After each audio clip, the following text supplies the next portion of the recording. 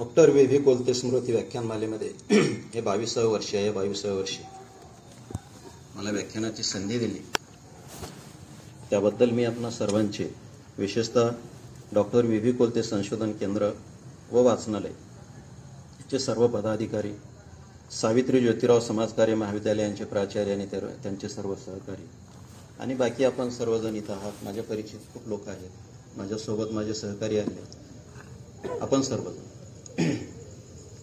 माझा जो विषय आहे व्याख्यानाचा, डायरेक्ट मी त्या विषयाकडे वळतो. तो वारकरी संप्रदाय, महत्व आणि मर्यादा असा. पार्श्वभूमी म्हणून मी एवढंच सांगेन की आपल्याकडे पहा, वारकरी संप्रदाय म्हणत असताना पंढरपूरची नियमितपणे वारी करणारे किंवा माळ घालणारे लोक माळकरी म्हणजे वारकरी, किंवा इथे जी कर्मकांडात्मक अशी स्थिती होती, धर्माचं जे स्वरूप होतं त्याच्यावर वार करणारे लोक, या लोकांचा एक संप्रदाय या अर्थानं आपण घेत असतो. या वारकरी संप्रदायाचं नातं आपल्याकडे भागवत संप्रदायाशी जोडलं जातं. पण भागवत संप्रदायाशी हे नातं जोडणं फारसं संयुक्तिक होणार नाही.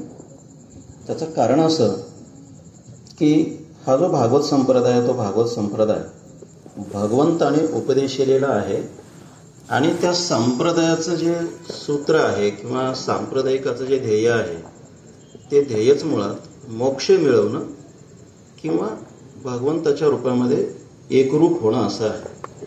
वारकरी संप्रदायाचं वेगळेपण हे आहे की हे मोक्ष मिळवणं वगैरे या भानगडीत पडत नाहीत किंवा ते त्यांचं जीवनाचं ध्येय नाही. त्यांचं ध्येय पुन्हा पुन्हा इथं जन्माला येणं हेच आहे. आणि दुसरं म्हणजे भक्ती मार्ग, भक्ती करण्याचं सुख, आनंद मिळवणं हा त्यांचा एक भाग आहे. तेव्हा सांगायचं एवढंच की भागवत संप्रदाय आणि वारकरी संप्रदाय हे दोन एक नव्हेत, हे दोन वेगळे आहेत, इतकं आपण लक्षात घेऊ. कारण माझा मुख्य जो विवेचनाचा विषय आहे तो वेगळा आहे. पंढरपूरचा जो विठ्ठल आहे तो विठ्ठल विष्णू आहे किंवा कृष्ण आहे अशा पद्धतीची एक मांडणी केली जाते. पण विष्णूचे जे 24 अवतार मानले जातात, त्या 24 अवतारामध्ये पंढरपूरच्या विठ्ठलाचा कुठेही उल्लेख नाही. किंवा वेदात आणि पुराणात जे विष्णूचे 24 नावं येतात, त्या नावामध्ये सुद्धा विठ्ठलाचा कुठेही उल्लेख नाही. म्हणून विठ्ठलाचं नातं विष्णूशी जोडायला आधार नाही, एवढं आपण म्हणू. बाकी हा पंढरपूरचा विठ्ठल नक्की कोण आहे आणि त्याचं विश्लेषण कसं करता येईल, कसं केलेलं आहे, त्याच्यावर खूप बोलता येईल. पण माझा आजचा व्याख्यानाचा विषय तिथे नाही आहे, म्हणून तिथे मी फार खोलात जात नाही. पण पंढरपूरचा विठ्ठल हा बहुजनाचा देव आहे, एवढं आपण लक्षात घेऊ म्हणे आणि पुढे जाऊ. मग वारकरी संप्रदायाचं नातं भागवत संप्रदायाशी नाही का? तर आहे. आणि सांस्कृतिक जीवनामध्ये किंवा मनुष्याच्या जीवनाच्या प्रवासामध्ये आता हे जे अलीकडचं आपण 40,000 वर्षापासूनचं आपलं जे जीवन पाहतो, आपण ज्या माणूस म्हणून जगतो त्या जीवनामध्ये कुठलाही टप्पा असा नाही की स्वतंत्र आहे. कुठल्याही टप्प्यावरच्या माणसाचं मागच्या काळाशी, भूतकाळाशी कोणत्या ना कोणत्या स्वरूपाचं नातं असतं. कोणतीही संस्कृती, कोणत्या टप्प्यावरची संस्कृती ही तुटत नसते. त्या अर्थानं भागवत संप्रदायाशी नक्कीच नातं आहे. दुसरं म्हणजे संतांच्या चरित्रामध्ये असं येतं, ज्ञानेश्वर असतील किंवा नामदेव वगैरे असतील, तर यांचे आई वडील, यांचे आजोबा वगैरे पंढरपूरला जात होते असे उल्लेख येतात. त्याचा अर्थ सरळ आहे की पंढरपूर त्याच्या अगोदरचं आहे आणि वारकरी संप्रदाय सुद्धा अगोदरचा आहे. भागवत संप्रदायाशी त्याचं नातं असावं. पण या संतांनी, म्हणजे नामदेव असतील किंवा ज्ञानेश्वर वगैरे असतील, या संतांनी त्या भागवत संप्रदायाला नवं रूप दिलं. म्हणून तर वारकरी संप्रदाय त्याचं नवं रूपांतर करावं लागलं, नावही त्याला द्यावं लागलं. नामदेवांच्या बाबत जी गोष्ट सांगितली जाते की मंगळवेढ्याला ते ज्या मंदिराच्या समोर, नागनाथांच्या मंदिराच्या समोर कीर्तन करत होते आणि कीर्तन करत असताना तिथल्या पुजाऱ्यांनी त्यांना समोर कीर्तन करायला बंदी घातली किंवा करू दिलं नाही. ते मागे गेले आणि मागे जाऊन कीर्तन करायला लागले आणि मंदिराचं दार फिरलं, अशी एक कथा सांगितली जाते. आपण कितीही भक्तीच्या पातळीवर असलो तरी दगडानं बांधलेलं दार इकडे तिकडे फिरत नाही, एवढं मान्य आहे की सुज्ञ नक्कीच आपण आहोत. दार वगैरे असं काही फिरत नसते, दार वगैरे काही फिरलं नाही. पण एक नक्की की परंपरेनं चालत आलेली जी धर्मव्यवस्था होती, जी कर्मकांड रूप होती, त्या धर्मव्यवस्थेतले अनुयायी त्या धर्मव्यवस्थेला सोडून किंवा त्याच्यापेक्षा वेगळा एक मार्ग स्वीकारण्यासाठी तयार झाले आणि नामदेवांचे अनुयायी झाले. आता नामदेवांचे अनुयायी झाले म्हणजे नामदेवाने जो संप्रदाय उभा केला किंवा जे एक नवीन तत्वज्ञान मांडलं, त्या तत्वज्ञानाचे किंवा त्या संप्रदायाचे किंवा त्या विचाराचे अनुयायी झाले असं आपण म्हणू. मग याच्या आधारानं आपण असं म्हणू शकतो की वारकरी संप्रदाय हा स्वतंत्र संप्रदाय आहे. इथपर्यंत आपण स्वीकारू, कारण त्याच्या खोला जायचं नाही. मला मुख्य सांगायचं आहे ते वारकरी संप्रदायाचं महत्त्व काय आहे आणि वारकरी संप्रदायाच्या मर्यादा काय आहे ते मी खोलात जाऊन सांगेन. संत तुकारामाचा एक अभंग असा आहे, एके घाई खेळता न पडशी डाई, दुचाळ्याने ठकशील बाहेरे, शिंपी याचा पोर एक खेळिया नामा, तेने विठ्ठल बसवंत केला रे, आपुल्या सवंगडिया शिकवणी घाई, त्याने स्वतंत्र फड जागविला रे. खरं तर संत तुकारामांचा कालखंड 1608 ते 1650. संत नामदेवांचा जो कालखंड आहे तो 1270 ते 1350, म्हणजे अंतर खूप आहे. पण नामदेवांनी वारकरी संप्रदायाच्या साठी जे काही केलं, त्यांचं जे काही योगदान असेल आणि त्याच्याविषयी संत तुकारामांच्या मनामध्ये जो कृतज्ञता भाव आहे तो या अभंगातून व्यक्त झालेला आहे. ते काही समकालीन नाहीत. आणि संत तुकारामांनी असं स्पष्टपणे म्हटलेलं आहे की मागे असेल, ठीक आहे, भागवत संप्रदायाचे ते पुढे विकसित होत जाणार आलेला भाग असेल, पण नामदेवांनी स्वतंत्र फड उभा केला. आता स्वतंत्र फड उभं करणं अर्थातच स्वतंत्र संप्रदाय उभं करणं या अर्थानं आपण घेतलं पाहिजे. आणि तत्वज्ञानाच्या पातळीवर वारकरी संप्रदाय आणि भागवत संप्रदाय याच्यामध्ये मूलतः फरक असल्यामुळे त्याच्याशी फार नातं जोडू नये.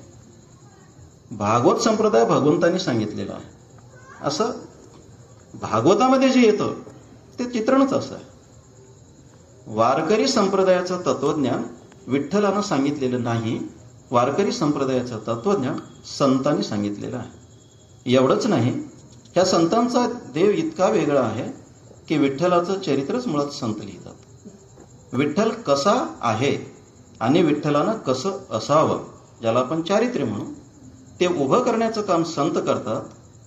याचा अर्थ भगवंतानं सांगितलेला वारकरी संप्रदाय नव्हे, इथपर्यंत आपण म्हणणे केलं पाहिजे. वाद असू शकतात, पण वारकरी संप्रदायाचं थेट नातं भागवत संप्रदायाशी जोडून भागवत संप्रदाय म्हणजेच वारकरी संप्रदाय असं म्हणणं बरोबर होणार नाही. आणि पंढरपूरचा विठ्ठल म्हणजेच कृष्ण किंवा पंढरपूरचा विठ्ठल म्हणजे विष्णू असंही म्हणणं बरोबर होणार नाही. मग वारकरी संप्रदायाने कृष्ण स्वीकारला नाही का? स्वीकारला. वारकरी संप्रदायाचे आजही जे कीर्तन वगैरे होतात, सप्ताह वगैरे होतून काल्याचं कीर्तन असते, त्या काल्याच्या कीर्तनामध्ये आपण पाहतो की कृष्णांचं बालचरित्र उभं केलं जातं. संतांना एक तत्वज्ञान सांगायचं होतं आणि एक संप्रदाय उभा करायचा होता. आणि संतांना प्रामुख्यानं इथे जे कर्मकांडात्मक धर्मव्यवस्था होती त्या धर्मव्यवस्थेला टक्कर द्यायची होती, त्याला एक पर्याय उभा करायचा होता. असं जर करायचं असेल तर संतांच्या पुढे प्रश्न असे होते की निवळ आपण एक लोकदैवत असणारा विठ्ठल त्याच्याविषयी किती बोलणार आहोत आणि किती सांगणार आहोत. दुसरं म्हणजे माणसाचं एक वैशिष्ट्य असं आहे की माणूस वर्तमानात जरी जगत असला तरी त्याच्या परंपरा भूतकाळात कशा आहेत हे सांगण्याची एक पद्धत आहे. माणसाला ते अभिमान वाटतो त्याचा. म्हणजे मागे आम्ही काय होतो हे सांगतो माणूस. म्हणजे मी काय आहे हे सांगण्यापेक्षा आमचे आजोबा कसे होते हे आपण सांगताना नेहमी माणसांचं ऐकत असतो. म्हणजे माणसानं आपल्या मागलच्या कुळामध्ये एक अभिमानास्पद असं काहीतरी आहे असं सांगण्याची प्रवृत्ती आहे, माणसाचा स्वभाव आहे असं आपण म्हणू. वारकरी संप्रदाय माणसानेच निर्माण केलेला आहे. संतही माणसंच होते. आपल्यात आणि त्यांच्यात फार फरक नाही. फरक हा आहे की आपल्याला काही करायचं नसेलही त्यांना एक संप्रदाय उभा करायचा होता आणि त्यांना एक माणसांना पटवून द्यायचं होतं की आपल्याला एक पूर्वपरंपरा आहे. मग पूर्वपरंपरा सांगायचं असेल आणि देवाचं जर कृपाळूपण वगैरे सांगायचं असेल तर कृष्णासारखा देव त्यांच्यासाठी सोयीचा होता, तो त्यांनी उचलला. आणि तो घेत असताना आपण नेहमी लक्षात घेतलं पाहिजे मला नेहमी प्रश्न पडतो की आजही स्त्रियांच्या घरामध्ये श्रीकृष्णांचं खरं तर जन्मानंतर पुढे कर्तृत्वानं श्रीकृष्ण मोठा झाला असं आपण म्हणू. म्हणजे त्याचं युद्ध असेल, त्यांना भगवद्गीता सांगितली की नाही हा वादाचा मुद्दा, पण ठीक आहे, आपण येथे मान्य करू की भगवद्गीतेसारखं ज्ञान त्यांनी सांगितलं. हा त्यांच्या कर्तृत्वाचा भाग आहे. महाभारतातलं संबंध युद्ध आणि युद्धाच्या केंद्रस्थानी कृष्णानं असणं, युद्ध घडवून आणणं आणि तेही आपल्या अपेक्षेप्रमाणे घडवून आणणं, ठीक आहे. ते हिंसा किती झाली, काय मेले, काय झाले हा भाग वेगळा, परंतु हे सगळं घडवून आणणं ही साधी गोष्ट नव्हती आणि ते कृष्ण घडून आणू शकला. कृष्ण केंद्रस्थानी होता. याचा अर्थ असा की कृष्णाचं त्यानंतरचं जे व्यक्तिमत्व आहे ते देवरूप व्हायला पाहिजे होतं. पण आजही आपल्या घराघरामध्ये जो कृष्ण पूजला जातो, ज्याची पूजा केली जाते, तो कृष्ण तो नाही आहे, बालरूपातला कृष्ण आहे. आपण कधीतरी विचार केला पाहिजे की ह्या सगळ्या स्त्रिया बालरूपातला कृष्ण का पूजतात? हा कृष्ण का पूजत नाहीत? हा तर कर्तृत्ववान आहे ना. बालवयातल्या कृष्णाच्या कथा आपण ज्या ऐकतो त्या खरं तर कर्तृत्वाच्या नाही, त्या सामान्यपणे आपल्या घरात 8-10 वर्षाचा मुलगा जसा वागतो तसाच वागणारे आहेत. तो छोट्या मोठ्या चोऱ्या करतो, छोट्या मोठ्या खोड्या करतो, सगळं करतो. आपल्या मुलापेक्षा फार वेगळा नाही, पण मला असं वाटतं की तो आपल्या मुलापेक्षा फार वेगळा नसल्यामुळेच तो आपला झालेला आहे. कृष्ण हा एकमेव असा देव आहे. रामाविषयी आपण किती बरं बोलू, चांगलं बोलू, ठीक आहे, तो आदराच्या ठिकाणी पण आपल्यापासून लांब आहे. कृष्ण एक असा देव आहे की जो आपल्या अतिशय जवळ आलेला आहे, किंबहुना तो आपल्यात सामावलेला आपल्यासारखाच आहे, आपल्यापेक्षा फार वेगळा नाही. आणि लहानपण कृष्णाचं आपल्या लेकरापेक्षा फार वेगळं नाही. या संतांनी काय केलं? हा संतांनी बालकृष्ण उभा केला आणि तो कृष्ण मग यमुनेच्या काठावर खेळायला जातो वगैरे, हे चित्र उभं केलं. तो सगळ्यांच्या शिदोरा एकत्र करतो, सोडतो आणि एकत्र करून खातो. भक्तांना किती चांगलं होतंय, संतांना किती चांगला पर्याय सापडला. हा वारकरी संप्रदायातल्या सगळ्या संतांना हेच तर सांगायचं होतं की बाबा रे, तुम्ही जातीपाती पाळू नका, गोरगरिबांचा भेदाभेद पाळू नका, एकत्र या, एकत्र येऊन जगा. कृष्णाच्या कथेपेक्षा दुसरा कोणता चांगला आधार त्यांना भेटला असता? तो कृष्ण त्यांनी उभा केला. खरं तर ऐकणाऱ्या सगळ्या स्त्रियांना, ज्यांना लेकरं होते त्यांना आपलंच लेकरू वाटायला लागलं. त्यांच्याच शिवारातली जी नदी होती ती यमुना झाली, त्यांचाच डोंगर गोवर्धन पर्वत झाला, त्यांचेच लेकरं संध्याकाळी आपल्या घरी यायला लागले. हा कृष्ण त्यांना खूप आवडला आणि म्हणून त्या कृष्णाची पूजा करतात. आणि वारकरी संप्रदायातले सगळे संत तोच कृष्ण उभा करतात. वारकरी संप्रदायातले संत कीर्तनामध्ये फारसं कृष्णाचं एवढं स्वरूप मांडत नाहीत, तर कृष्णाचं जे बालरूप आहे की जे इथल्या मनामनाला भावतं ते रूप मांडतात. आणि कृष्णाचं त्यावेळेसचं जे तत्व आहे, जे सूत्र आहे ते मांडतात. आणि ते सूत्र गावातल्या सगळ्या मुलांना, सगळ्या गोरगरिबांना एकत्र करून त्यांच्यासोबत यमुनेच्या काठावर खेळणाऱ्या लेकरांचं आहे. सगळ्यांच्या शिदोऱ्या एकत्र करून खाण्याचं. आणि त्याच्यातून मग या सगळ्या वारकरी संप्रदायांचा जो काला असतो, तो काला काय आहे? तोच आहे. कारण त्यांना तो कृष्ण आपल्या विचाराच्या फार जवळचा वाटला, किंबहुना आपले विचार लोकांपर्यंत पोहोचवण्यासाठी हे एक साधन वाटलं. कृष्णांचा त्यांनी खूप चांगल्या पद्धतीनं वापर केला, स्वीकार केला. आणि विठ्ठल म्हणजे कृष्ण आहे हे सांगायला संत दचकले नाहीत. खरं म्हणजे संतांना ना विठ्ठलाचं देणं घेणं ना कृष्णांचं, संतांना इथल्या माणसांचं देणं घेणं होतं. इथल्या माणसांना असं एक जीवन सांगायचं होतं की बाबा रे, तुम्ही सुखानं कसे जगाल, कमीत कमी नुकसान होईल अशा पद्धतीचा परमार्थ तुम्ही कसा कराल, आणि स्नेहभावना एकमेकांना जोडून घेत तुम्ही कसे जगाल, हे संतांना सांगायचं होतं. त्याच्यासाठी त्यांनी पूर्व परंपरा सांगितल्या. विष्णूच्या मागच्या अवताराच्या कथा त्यांनी सांगितल्या, जाणीवपूर्वक सांगितल्या, कारण त्यांना एक दिव्य परंपरा उभी करायची होती. परंतु कृष्ण म्हणजे विठ्ठल असं नाही. पण मला आता इथे विठ्ठलाविषयी बोलायचं नाही, आता वारकरी संप्रदायांच्या महत्वाविषयी बोलायचं आहे, वारकरी संप्रदायाच्या मर्यादाविषयी बोलायचं आहे. मी ही पार्श्वभूमी तुमच्या पुढे एवढ्यासाठी ठेवलेली आहे की वारकरी संप्रदायाकडे पाहण्याचा तुमचा दृष्टिकोन असा असावा की वारकरी संप्रदाय त्या काळातल्या इतर संप्रदायापेक्षा वेगळा होता. महत्वाचा होता की नाही वादाचा विषय असू शकतो. कोणता महत्वाचा आहे, कोणता कमी महत्वाचा आहे, मला ती तुलना करायची नाही, पण वेगळा होता हे मान्य करायला पाहिजे. बाकी मग विठ्ठल वगैरे काय याच्याविषयी स्वतंत्र व्याख्यान ठेवावं लागेल, तो आजचा विषय नाही. आता हा वारकरी संप्रदाय उदयाला आला, तो उदय कसा झाला वगैरे फार त्याच्या चर्चेत जायचं नाही, पण एवढं मात्र नक्की की पावाकाने एक विधान केलेलं आहे.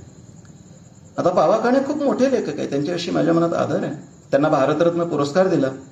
पण पावाकांनी असं एक विधान केलं की वारकरी संप्रदायाचा उदय हा इथे जे बाह्य आक्रमण झाले, बाहेरच्या लोकांचे आक्रमण, राजकीय आक्रमण झाले, त्या राजकीय आक्रमणाची एक प्रतिक्रिया म्हणून किंवा राजकीय आक्रमणाला तोंड देण्यासाठी म्हणून वारकरी संप्रदाय उभा राहिला किंवा संतांनी सगळ्या समाजानं एकत्र केला.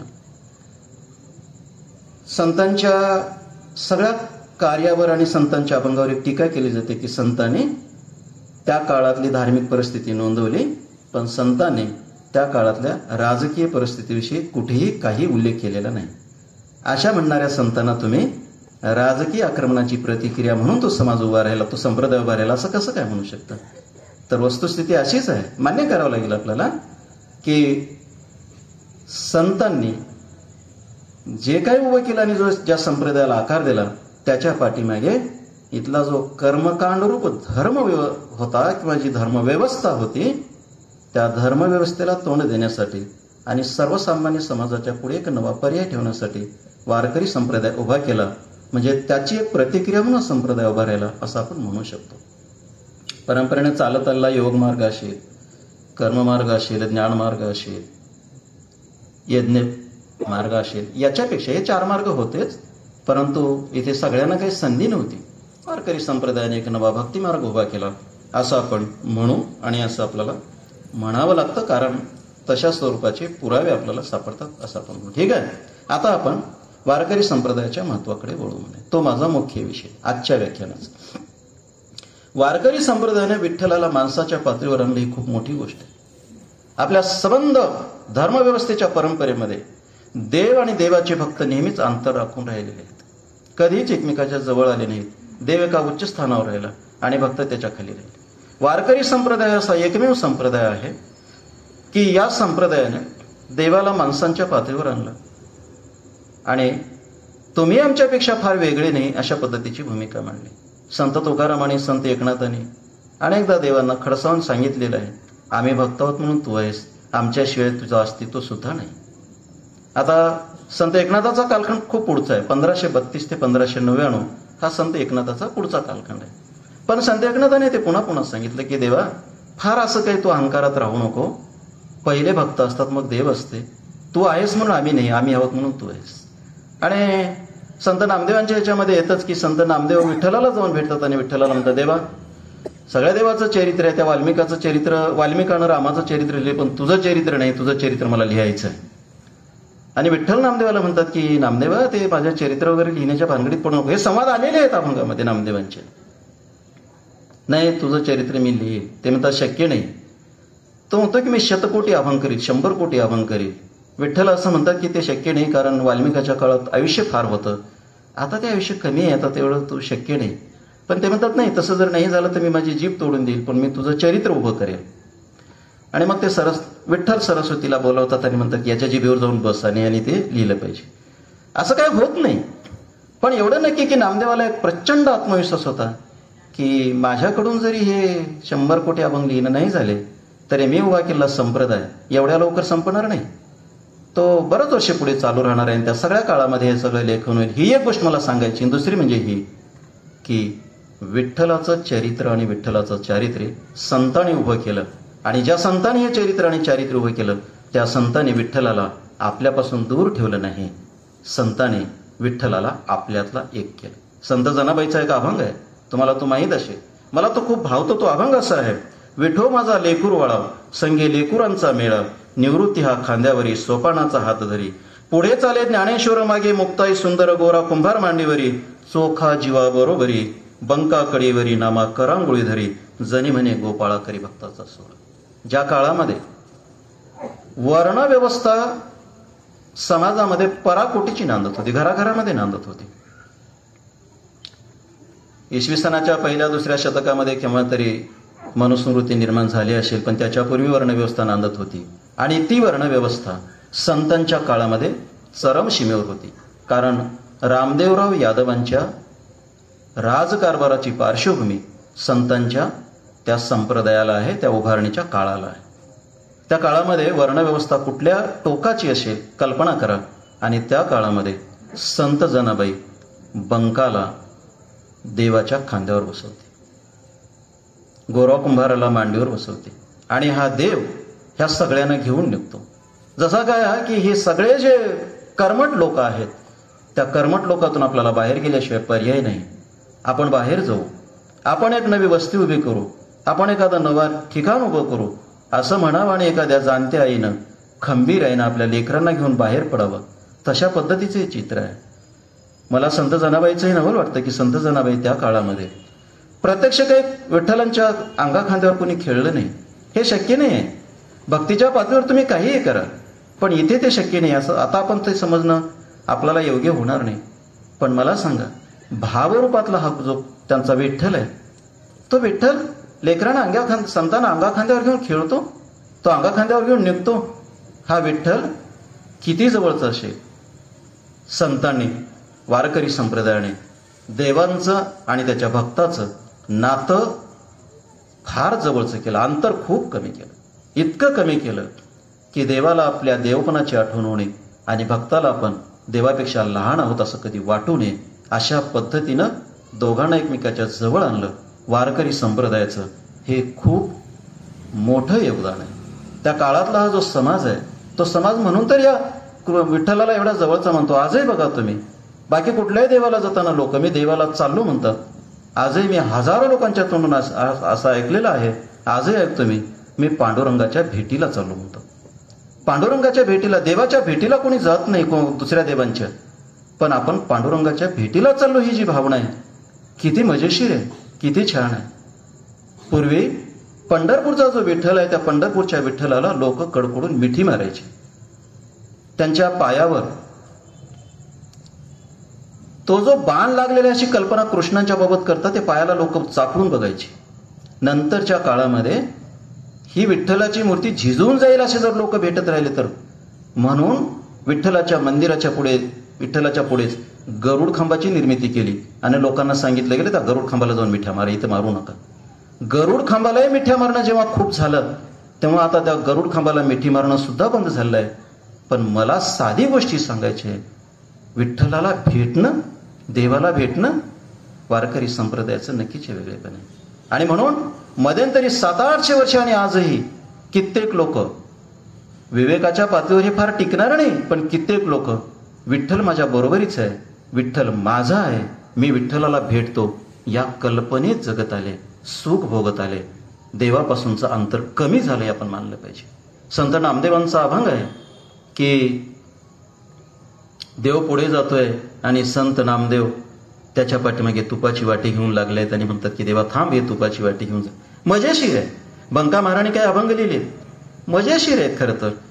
पहा, नामदेवासाठी दूध पिये वाटी, मीराबाईची घुटी विष सोये, जनीची असंगे दळू कांडू लागे, चोखा मेळा संगे ढोरे ओढी, बंका म्हणे ऐसा भक्ताचा आळुका, ज्ञानी यांचा देखा भिंत ओढी. संत बंकामार नामदेवांच्या समकालीन. संत चोखामेळा 1268 ते 1338चा काळ त्यांचा गृहीत धरला जातो. 1338 नक्की आहे, नामदेवांच्या अभंगात तो उल्लेख आलेला आहे, पण जन्मांचा कालखंड 1268 असावा का, ठीक आहे, वादाचा विषय. बंकामार त्याच काळातले, त्यांचे मेवणीच आहे ते. बंकामाराने कृष्ण, आपला विठ्ठल काय करतो हे लिहिलेलं आहे. कृष्णाने जनाबाईंच्या घरी दळण्याचं काम केलं, जनाबाईला सडा सारवण करू लागण्याचं काम केलं. खूपच मजेशीर आहे जनाबाईंचं व्यक्तिमत्व खरं तर, की ज्या जनाबाईला आई नाही, ज्या जनाबाईला बाप नाही, ज्या जनाबाईला बहीण भाऊ कोणीच नाही, नवरा नाही, मित्र नाही, कोणी नाही, त्या सगळ्या नात्यामध्ये हा विठ्ठल वावरताना दिसतो. आणि बाकीच्यांच्याही कामं पाहतो. जनीच्या घरी काम करतो. चोखा मेळा हा जन्माने महार असणारा माणूस, त्याचे ढोरं ओढण्याचे काम विठ्ठल करतो. संतांनी विठ्ठलाचं काय काम केलं, संबंध संतांच्या अभंगामध्ये एकही पुरावा मिळत नाही.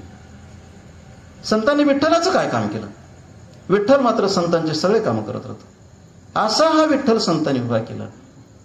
संतांचा हा जो देव आहे, याचं वेगळेपण आपण कधीतरी लक्षात घेतलं पाहिजे.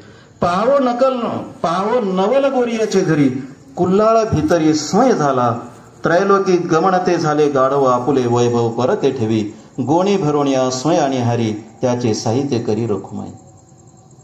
विठ्ठल आणि रोखमाईला गोऱ्या कुंभाराच्या घरी कामाला लावलं संतांनी.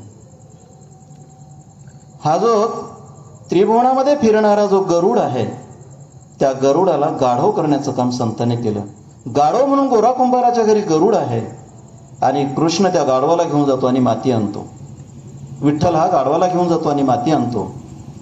मडके घडू लागतो आणि घडवलेले मडके विकायला हा विठ्ठल घेऊन जातो. असा हा देव आहे. गोऱ्या कुंभाराने विठ्ठलाचं काय काम केलं हे कोण्या संतांनी नाही सांगितलं, पण बंकामार म्हणतात की गोऱ्या कुंभाराचं काम मात्र विठ्ठल करत होता. हा वेगळा देव वाटत नाही का तुम्हाला, की आपल्या कामासाठी एक देव यांनी निर्माण केला. आपल्याला वाटेल तेव्हा बोलता यावं आणि आपल्याला वाटेल तेव्हा भांडता यावं याच्यासाठी एक देव निर्माण केला. सबंध संत सबंध जीवनभर विठ्ठलाशी वाद घालत राहिले आणि विठ्ठलाशी संवाद करत राहिले. जेव्हा जेव्हा त्यांना एकांत जाणवला तेव्हा तेव्हा ते विठ्ठलाशी बोलत राहिले. संत जनाबाईसारखी बाई विठ्ठलाला शिव्या घालताना अगदी आपल्याकडच्या बाईनं घराच्या पुढे शिव्या द्याव्या तशा पद्धतीने शिव्या देते. त्याला सरळपणे तुझी रांड रंडकी होऊ दे इथपर्यंत ती बोलू लागते. इतका ऐकून घेणारा विठ्ठल संतांनी उभा केला. हे वेगळे पण नाही का, हे महत्व नाही का? या सगळ्यामुळे या हजारो लोकांना, लाखो लोकांना एक मानसिक आधार मिळाला आणि आपला देव आपल्यातला आहे, आपल्यासारखा आहे असं वाटायला लागलं. कारण त्याच्यापूर्वी सगळे देव संतांपासून किंवा त्यांच्या भक्तांपासून अंतर राखून असणारे होते. इतक्या जवळचा नव्हता, कोणी देव नव्हता. पण हा देव मात्र सगळे कामं करतो. जनाबाई न्हायला बसलेली आहे आणि मध्ये गरम पाणी घेऊन गेली पण विसनाला पाणी नाही. तर जनाबाई म्हणते आता पाणी नाही, मी इतक्या गरम पाणी आंघोळ कशी करू? विठ्ठल लगेच जातो आणि विसनासाठी पाणी देतो. जनाबाईच्या डोक्यातल्या ओवा मारणारा हा विठ्ठल किती जवळचा आहे. हा देव यांनी कोण्या भावनेनं उभा केला असेल, यांची काय गरज असेल? मला असं वाटतं की मुळात हेच संतांचं वेगळेपण आहे. आपण हे मान्य केलं पाहिजे. कोण भाग्यतया सेना नावी यांचे नीच काम त्याचे स्वयं करी घेऊनी धोकटी हजामत करी आरसा दावी करी बादशे अशी. रोहिदास सांबारांच्या बद्दलचं हे चित्रण की बादशयाची हजामत करायला रोहिदासाचं रूप घेऊन जाणारा हा विठ्ठल आहे. इतक्या जवळचा विठ्ठल आहे, त्यांची कामं करणारा विठ्ठल आहे. कसाबाचे घरी विकी तसे मांस राका मेही त्या सहुंडी घरी. हे जे पुढचं कसाबांच्या घरी मांस विकण्याचं जे कृष्णाचं किंवा विठ्ठलाचं रूप आहे त्याची चर्चा आपण पुढे करू म्हणे. पण ठीक आहे, संत जनाबाईंच्या अभंगात खूप उल्लेख आले.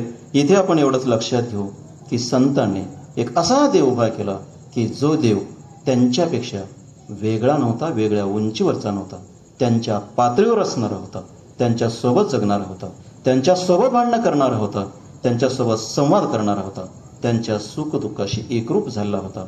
हेच संतांचं महत्व आहे, वेगळेपण आहे. संतांनी आणखी हे केलं की संतांनी कोरडं तत्वज्ञान नाही सांगितलं, संतांनी आचार धर्म सांगितला, जगण्याचा धर्म सांगितला, पूजापाठाचा धर्म नाही सांगितला.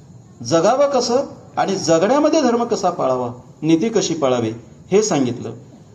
हे जरा आपण लक्षात घेतलं पाहिजे. संत तुकारामाचा एक अभंग आहे, त्याचं खूप विश्लेषण करतात, पण थोडक्यात मी माझ्यापरीने विश्लेषण करतो. पुण्य पर उपकार पाप ते परपीडा अनेक नाही जोडा दुजा यशी सत्य तोची धर्म असत्य ते कर्म अनेक ये वर्म नाही तुझे संताचा संग तोची स्वर्गवास नरक तो उदास अनर्गळा तुका म्हणे उघड आहे घात हित जयाचे उचित करातशी. पाप पुण्याची आणि धर्म आणि अधर्माची इतकी सोपी व्याख्या दुसरी कोणी केल्याची माझ्या तरी वाचण्यात नाही. सत्य तो धर्म आहे आणि असत्य ते कर्म आहे, एवढं. आणि पुण्य उपकार पाप ते परपीडा ही कल्पना किती सुंदर आहे, इतकी सुंदर आहे. नवल वाटते मला की त्यावेळेस संत तुकारामांच्या डोक्यात काय असेल. आपल्याकडच्या सगळ्या नीतिव्यवस्था सगळ्या नीतिव्यवस्था पाप पुण्याशी जोडलेली आहे आणि पाप आणि पुण्य कशाला म्हणावं याच्याविषयी स्पष्टता काहीच नाही.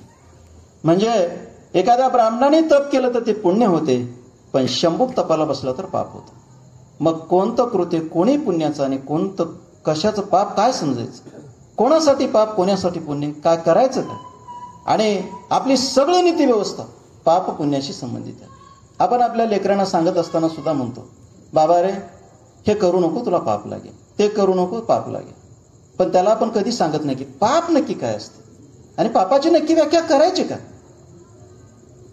संत तुकारामाने पाप आणि पुण्याचा संबंध किंवा नीतिव्यवस्थेचा संबंध विवेकाशी जोडलेला आहे, माणसाच्या विचार करण्याच्या शक्तीशी जोडलाय. लक्षात घ्या, परपीडा हेच पाप आहे म्हणत असताना कल्पना करा, आपल्याला ही जाणीव असते. समजा एखाद्याच्या घरी लग्न आहे, दुसऱ्या दिवशी त्याच्या मुलीचं लग्न आहे आणि घरी सगळे अलंकार वगैरे आणून ठेवले. एखादा चोर गेला, चोरी करून आला. त्या बापाला त्या आईला काय वाटेल? ते निवड पैशाची चोरी नाहीये, ते धनाची चोरी नाही, उद्यापर्यंत पाहिलेलं त्याच्या स्वप्नाचा तो चुराडा असतो.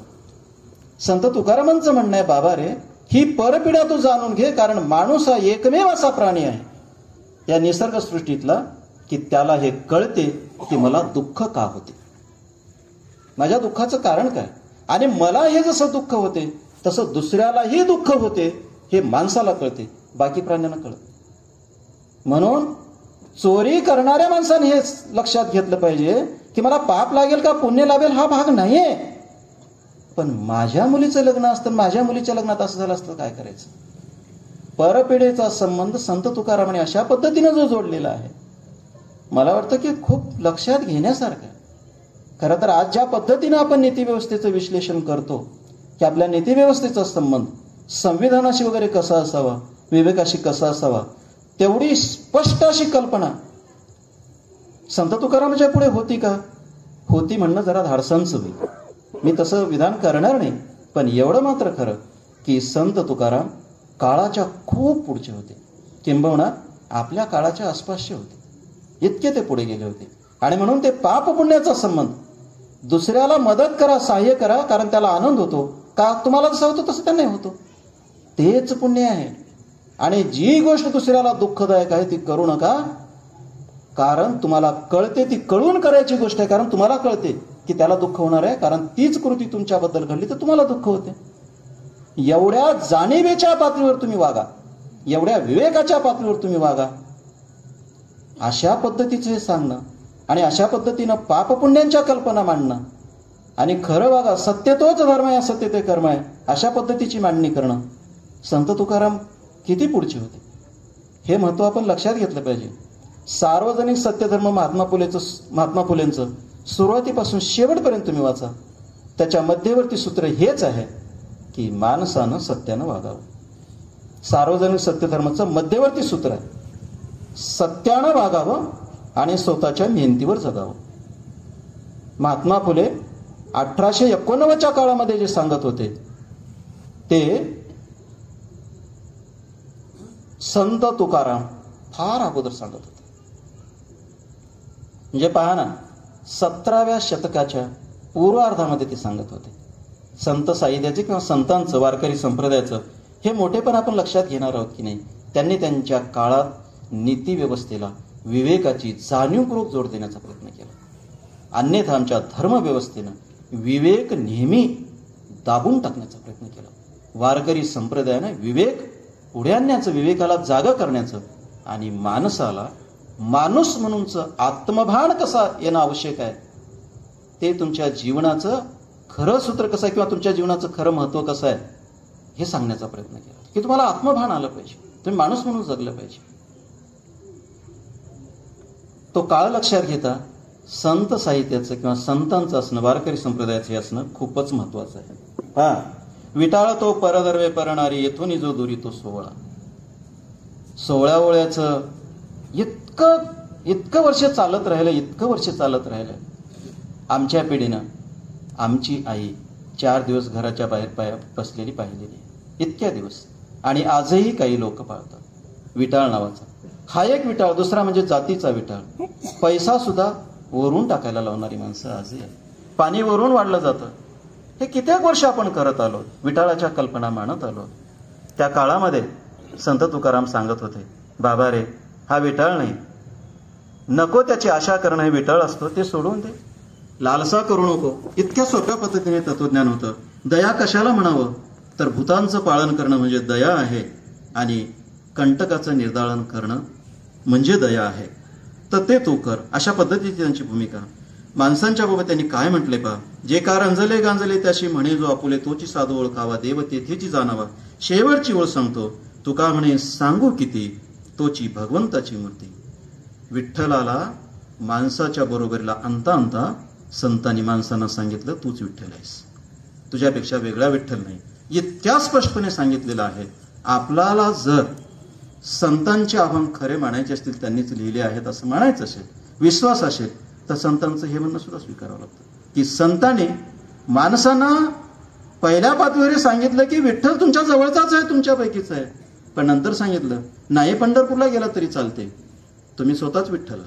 आणि म्हणून त्यांच्यामध्ये पद्धती आहे पहा तुम्ही, की माणसाने दर एकादशीला पंढरपूरला जावं अशी कल्पना आहे.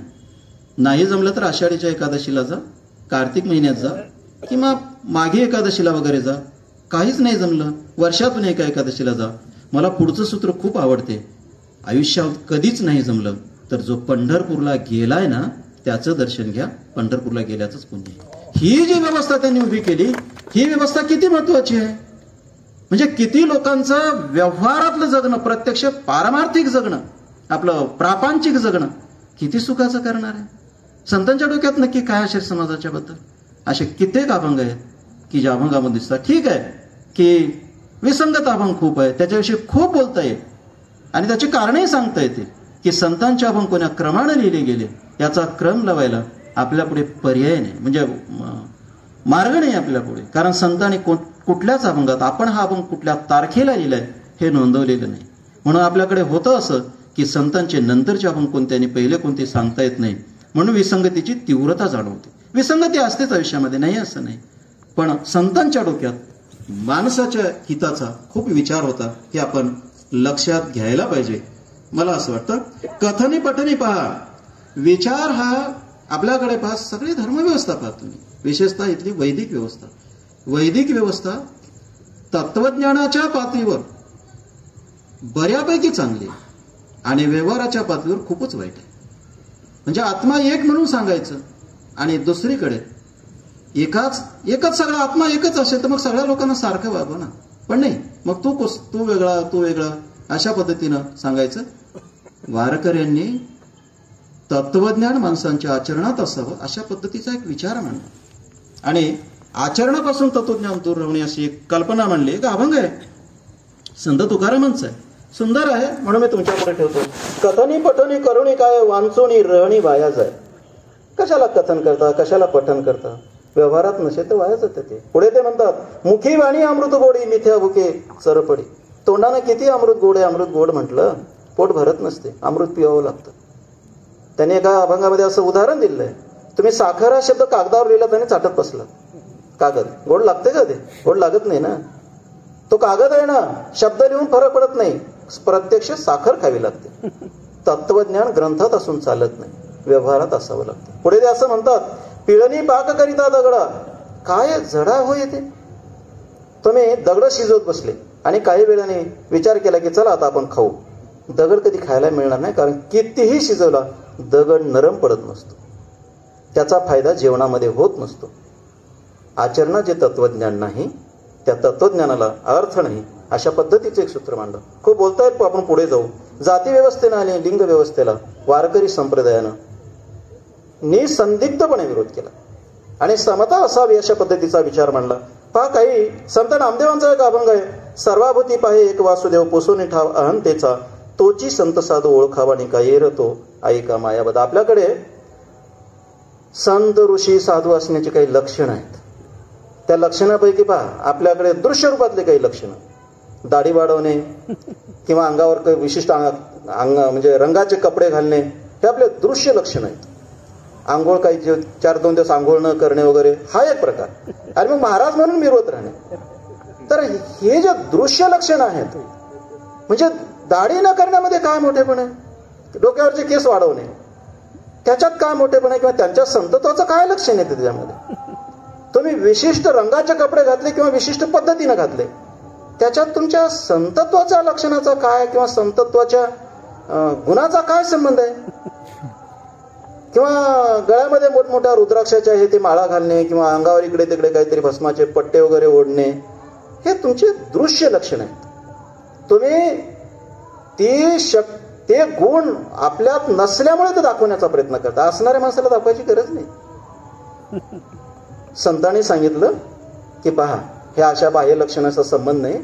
जो आतून विचाराच्या आणि भावनेच्या पद्धती, पहा सर्वाभूती पहा एक वासुदेव. बाबा रे, तुम्ही इतक्या व्यवहाराच्या पातळीवर, विचाराच्या पातळीवर एवढे पुढे असले पाहिजे, सगळ्या जीवांच्या ठिकाणी तुम्हाला देव दिसला पाहिजे. देव आहे का नाही हा भाग सोडून द्या, पंढरपूरचा विठ्ठलाचा भाग सोडून द्या, पण तुम्हाला माणसांमध्ये, सगळ्या जीवामध्ये देव दिसला पाहिजे आणि तुमच्यातला अहंकार गेला पाहिजे. आपल्याकडे वेगवेगळ्या प्रकारचे अहंकार असतात, त्याच्याविषयी खोलात जात नाही मी, पण अहंकार गेले पाहिजेत. जो असं असतो ना, तो संत साधू. बाकी संतांनी सांगितलं नाही की गळ्यात माळ असणाऱ्यांना साधू म्हणा. संतांनी हे नाही सांगितलं की पंढरपूरला जाणाऱ्या लोकांनाच साधू म्हणा. संतांनी हे नाही सांगितलं की कीर्तन ऐकणाऱ्यांना साधू म्हणा. संतांनी हेही नाही सांगितलं रोज उठला की घरचे कामं सोडून देतो, मंदिरात जाऊन भजन म्हणत बसतो, त्याला साधू म्हणा असं म्हटलं नाही. संतांनी हे सांगितलं ज्याच्या व्यवहारात हे सूत्र आहे त्यांना साधू म्हणा. मग तो कोण्या जातीचा आहे, तो कसा, बाकी काय करतो हे नाही. तुम्ही असा जो माणूस आहे त्या माणसाला साधू म्हणा. संत चोखामेळाचा अभंग आहे, ओखटे गोमटे असोत नरणारी, दोची अक्षरे पावन होती, न लगे अधिकार वर्णावर्ण धर्म. त्या काळात सांगणं खूप अवघड होतं. आज सांगणं खूप सोपं आहे. आज मी आता इथे थेटपणे भाषण करतोय, खूप लोक ऐकत आहे, पण त्या काळामध्ये चोखामेळाने एका महार जातीत जन्मलेल्या माणसाने एक खडसावून सांगणं की ब्राह्मण, क्षत्रिय, वैश्य, शूद्र हे वर्णावरणाचा काहीही अर्थ नाही. यामुळे कोणी खाली वर किंवा श्रेष्ठ, कनिष्ठ, हीन, उच्च वगैरे काही नसते, काही लागत नाही. देवांच्या भक्तीसाठी तुमच्या मनात भाव पाहिजे, एवढं पुरेसं आहे. ओखटे गोमटे असोत नरणारी, सुंदर असा कसे असा, तो दोची अक्षरी पावन होती, न लगे अधिकार वर्णावर्ण धर्म, नाम प्रवर्म याची अर्थी, योग यागादी जप तप कोठी, एक नाम भोटी घडते. हे योग यागाचे जे मार्ग होते, परमार्थाचे मार्ग होते ना, त्या परमार्थाच्या मार्गांवर टीका करणं आणि महार जातीत जन्मलेल्या एका संतांनी टीका करणं ही साधी गोष्ट होती. आजही आपण 2024 मध्ये खूप गोष्टी थेटपणे बोलू शकत नाही. आणि त्यावेळेस हे सांगत होते की हे योग, याग, जप, तप वगैरे आहे ना, निरर्थक आहे, गरज नाही याची. 2 अक्षरं घ्या देवांचे, देवाचं नाव घ्या, ओठावर देवाचं नाव घेणं इतकं पुरेसं आहे. इतका सोपा मार्ग परमार्थाचा, आणि परमार्थाचा इतका सोपा मार्ग सांगत असताना इतक्या बेधडकपणे सांगायचं की मागे जे सांगितले ना निरर्थक आहे, त्याच्या भानगडीत पडू नका. चोखामेळांचा खून झाला असं म्हणतात, ठीक आहे, काय झाला, खून असेल, मृत्यू असेल, पण चोखामेळाने त्या काळामध्ये सांगणं महत्वाचं आहे, खूप वेगळं आहे, आपण लक्षात घ्या. त्यानंतर आणखी एक चोखामेळांच्या बाबत मला नवल वाटते. चोखामेळांच्या बाबत सांगितलेली कथा संत एकनाथांनी सांगितली. संत एकनाथांचा कालखंड 1532 ते 1599 खूप पुढचा आहे, आणि चोखामेळाचा कालखंड आहे अगोदरचा 1268 ते 1338. आणि 1338 मध्ये संत चोखामेळा मंगळवेढ्याला कुसू बांधण्यासाठी गेले आणि तिथे ते कुसू पडून मेले असं म्हणतात. अनेकांनी असं सांगितलं की संत चोखामेळांना लोकांनी भिंतीमध्ये गाडून मारलं. संत नामदेवांच्या अभंगात वगैरे तो उल्लेख येतो, गाडून मारल्याचं नाही पण मेल्यांचा. आणि मग तिथून संत नामदेवाने ते हाडं वगैरे आणले आणि पंढरपूरला महाद्वाराच्या पुढे पुरले आणि त्यांची समाधी बांधली. असं एक चित्र उभं केलं जातं. त्याच्यापूर्वी संत एकनाथांनी काय सांगितलं पहा. मध्यंतरी खूप वर्ष गेले, संत एकनाथ खूप नंतरचे आहेत, पण तोपर्यंत संत चोखामेळांचं एक रूप जे आहे, संत चोखामेळाचं जे व्यक्तिमत्व आहे, ते संत एकनाथ महाराजापर्यंत पोहोचलेलं आहे. आणि त्यांच्याविषयी कृतज्ञता भाव व्यक्त करताना, त्यांचं मोठेपण सांगताना संत एकनाथांनी एक कथा उभी केली. ती कथा अशी आहे की स्वर्गामध्ये अमृत नासलं. आणि मग हा जो इंद्र आहे, तो इंद्र नारदाकडे गेला आणि नारदाला म्हणायला लागला की बा, आपलं नेहमी पिण्याचं आहे आणि ते नासलेलं आहे, आता काय करायचं, आता शुद्ध करायला पाहिजे. आणि मग आता हा जो नारद आहे, तो नारद म्हणतो हे बा, हे इथे नाही शुद्ध होणार, हे तुला जावं लागेल, खाली पंढरपूरला जावं लागेल आणि तिथे ते शुद्ध होईल. आणि एक दिवस तो येतो पंढरपूरला. वाळवंटामध्ये कीर्तन झालेलं आहे आणि कीर्तन झाल्याच्या नंतर चोखामेळ्यांच्या घरी पंक्ती बसलेले आहेत, तिथं तो घेऊन येतो आणि कृष्णाच्या जवळ बसला, विठ्ठलाच्या जवळ बसला. विठ्ठल आलाय आणि विठ्ठलाला हळूच म्हणतो की हे अमृत शुद्ध करायचं आहे. तो म्हणतो माझा हात लावल्यानं शुद्ध होणार नाही, हे चोखामेळांचा हात लावला तर शुद्ध होईल. आणि चोखामेळाला तो बोलून घेतो आणि चोखामेळाला म्हणतो चोखामेळा हे पाय वरून आलेला आहे आणि त्यामुळे त्याला हात लावतो. म्हणतो की काय करायचं आहे त्या अमृताची, नामामृत त्याच्यापेक्षा सुंदर आहे ना, गोड आहे ना. विठ्ठल म्हणतात की ते ठीक आहे पण त्यांना हे अमृत पाहिजे ना. आणि मग सोयराबाई आणि चोखामेळा त्या अमृताला हात लावतात आणि शुद्ध होते अशी कथा. नाथ महाराजांनी ही कथा रचत असताना त्यांच्या डोक्यामध्ये जातीव्यवस्थेविषयी सगळ्या जातीव्यवस्था मोडून काढल्या पाहिजेत आणि समता निर्माण झाली पाहिजेचा विचार किती तीव्रपणे असेल, किती तीव्रता असेल त्या विचाराची, की 16व्या शतकामध्ये हिंमत करतात की बाबा रे तिथं बडवे होते, ब्राह्मण होते, थेट देव होता, पण त्यांच्या जी ताकद नव्हती ती ताकद होती, सत्वाचं सामर्थ्य चोखा मिळत होतं.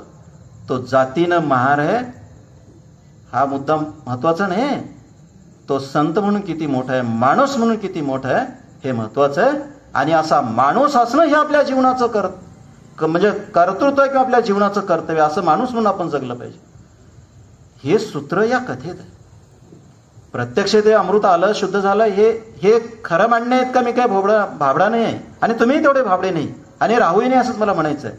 पण संत एकनाथ आला हे का सांगावं असं वाटलं, त्याच्या पाठीमागे सूत्र काय आहे. चोखामेळाला कुठल्या पातळीवर नेऊन ठेवतात आणि चोखामेळाला ठेवतात म्हणजे कोणाला ठेवतात, एका विचाराला त्या पातळीवर नेऊन ठेवतात. चोखामेळा तर नव्हताच त्यावेळेस, पण एक विचार सांगतात एवढ्या वरचा की बाबा रे एवढ्या पद्धतीनं आपण जाती मोडीत काढल्या पाहिजेत आणि आपण सगळे एकत्र आले पाहिजे, अशा पद्धतीची एक कथा सुंदर आहे. चोखामेळ्यांच्या बाबतची ती कथा सांगत होतो पण ते सांगणार नाही त्यांच्या समाधीची वगैरे. त्यावेळेस मला नामदेव महाराज खूप वेगळे वाटतात, संत वाटत नाही, पण आता तो प्रसंग मी तुमच्या पुढे उभं करत नाही, बराच वेळ झालाय, पुढे जाऊ आपण. संत ज्ञानेश्वरांच्या ज्ञानेश्वरीमध्ये एक ओवी आहे, ती ओवी अशी आहे. सान्ये शूद्र घरी अघवी, पकवाणे आहाती बरवी, ती द्विजे केवी सेवावी, दुर्बळ जरी झाला. ज्ञानेश्वरांशी माझ्या मनात आदर आहे. खूप हुशार असणारा, प्रज्ञा ज्याला आपण म्हणू, प्रतिभा ज्याला म्हणू, अशा प्रतिभेचा हा माणूस. पण हा ज्ञानेश्वरही त्यांच्या ज्ञानेश्वरीत असं म्हणतो, शूद्राच्या घरी किती चांगले अन्न असलं, किती चांगले पदार्थ झाले असले, ब्राह्मणाने ते खाऊ नये, जीव गेला तरी हरकत नाही, पण ते अन्न खाऊ नये. ज्ञानेश्वरांना ज्या काळात हे वाटत होतं, ज्ञानेश्वरांचा कालखंड आहे 1271 ते 1295, 95 का 96 काहीतरी आहे, ते त्याच काळातले आहेत. ज्ञानेश्वरांपेक्षा 1-2 वर्षांनी मोठे बंका महार आहेत. 1268 त्यांचा जन्म गृहीत धरता येतो, कारण ते चोखामेळ्यांच्या समवयस्क आहेत असं आपण गृहीत धरू. बंका महाराने एक कथा अशी रचलेली आहे पहा, ज्या काळात ज्ञानेश्वर सांगत होते की ब्राह्मणांनी शूद्रांच्या घरचं किंवा दलितांच्या घरचं अन्न खाऊ नये, मेलं तरी चालेल, त्या काळात संत बंका एक अशी कथा रचत होते. ती कथा अशी आहे की एक दिवस त्यांचा देव विठ्ठल ब्राह्मण होतो. एरवी सगळ्या कथात विठ्ठल महार होतो, पण या कथेत तो ब्राह्मण होतो आणि ब्राह्मण होऊन महाराच्या घरी जातो, चोखामेळ्याच्या घरी जातो. आणि चोखामेळ्याच्या घरी जाऊन सोयराबाईला विचारतो की घर कोणाचं आहे. सोयराबाई सांगते की हे घर चोखामेळ्याचं आहे. तो विचारतो की तुमच्या घरात काय लेकरं वगैरे, ती सांगते की नाही आमच्या घरात आणखी लेकरू वगैरे काही खेळत नाही. तो म्हणतो ठीक आहे, पण मी एक ब्राह्मण आहे आणि मला खूप भूक लागली, काही घरात असेल तर. ती म्हणते की तुम्ही ब्राह्मण, मी महार आहे, माझ्या घरचं तुम्हाला एक तर पहिली गोष्ट चालणार नाही, आणि जरी चाललं तरी ब्राह्मणांना कळालं तर मी राहणार नाही आणि तुम्हालाही सुखानं लोक जगू देणार नाही. सोयराबाई विठ्ठलाला सांगते, ब्राह्मण रूपातल्या विठ्ठलाला. तो म्हणतो काही असो मला तुझ्या घरचं दे, नाही दिलीस तर मी मरेन इथं. आणि सोयराबाईला वाटते खरंच एक ब्राह्मण आपल्या दारापुढे मेला तर, आणि ती दैवात आणून देते त्याला आणि तो सांगतो की खाल्याच्या मध्ये 2 घास तू खा आणि मग तुला लेकरू होईल, आणि त्याचा कर्ममेळा झाला, अशी कथा आहे. मग पुढे ते चोखामेळा येतात, सोयराबाईला शिवाय देतात. ती कथा खूप मोठी आहे. मला साधी गोष्टी सांगायची आहे की बंका महाराणी देवाला ब्राह्मणाच्या रूपात महाराच्या घरचं खाऊ घातलं. ही गोष्ट किती मोठी आहे. ज्या काळामध्ये इथे जन्मलेला ब्राह्मण महाराजच्या घरी खात नव्हता. त्या काळामध्ये बंका महाराने देवाला जाणीवपूर्वक ब्राह्मणांचं रूप घ्यायला लावलं आणि तिथे पाठवलं आणि संबंध ब्राह्मणांना ओरडून सांगितलं, अरे तुम्ही काय भूदेवांचं मोठेपण जपता, देव तुमच्या रूपात येऊन आमच्या घरचं अन्न खातो. बंका महाराणी ही कथा उभी केली, हे आपण समजून घ्या. म्हणजे वारकरी संप्रदायाने त्या काळामध्ये, हा कालखंड आहे 14 व 13व शतक, त्या कालखंडामध्ये अशा कथा रचत होत्या. बंका महाराजचे 8-9 अभंग याच्यावर आहे. संबंध कर्ममेळ्यांच्या जीवनाची कथा गुंफलेली आहे.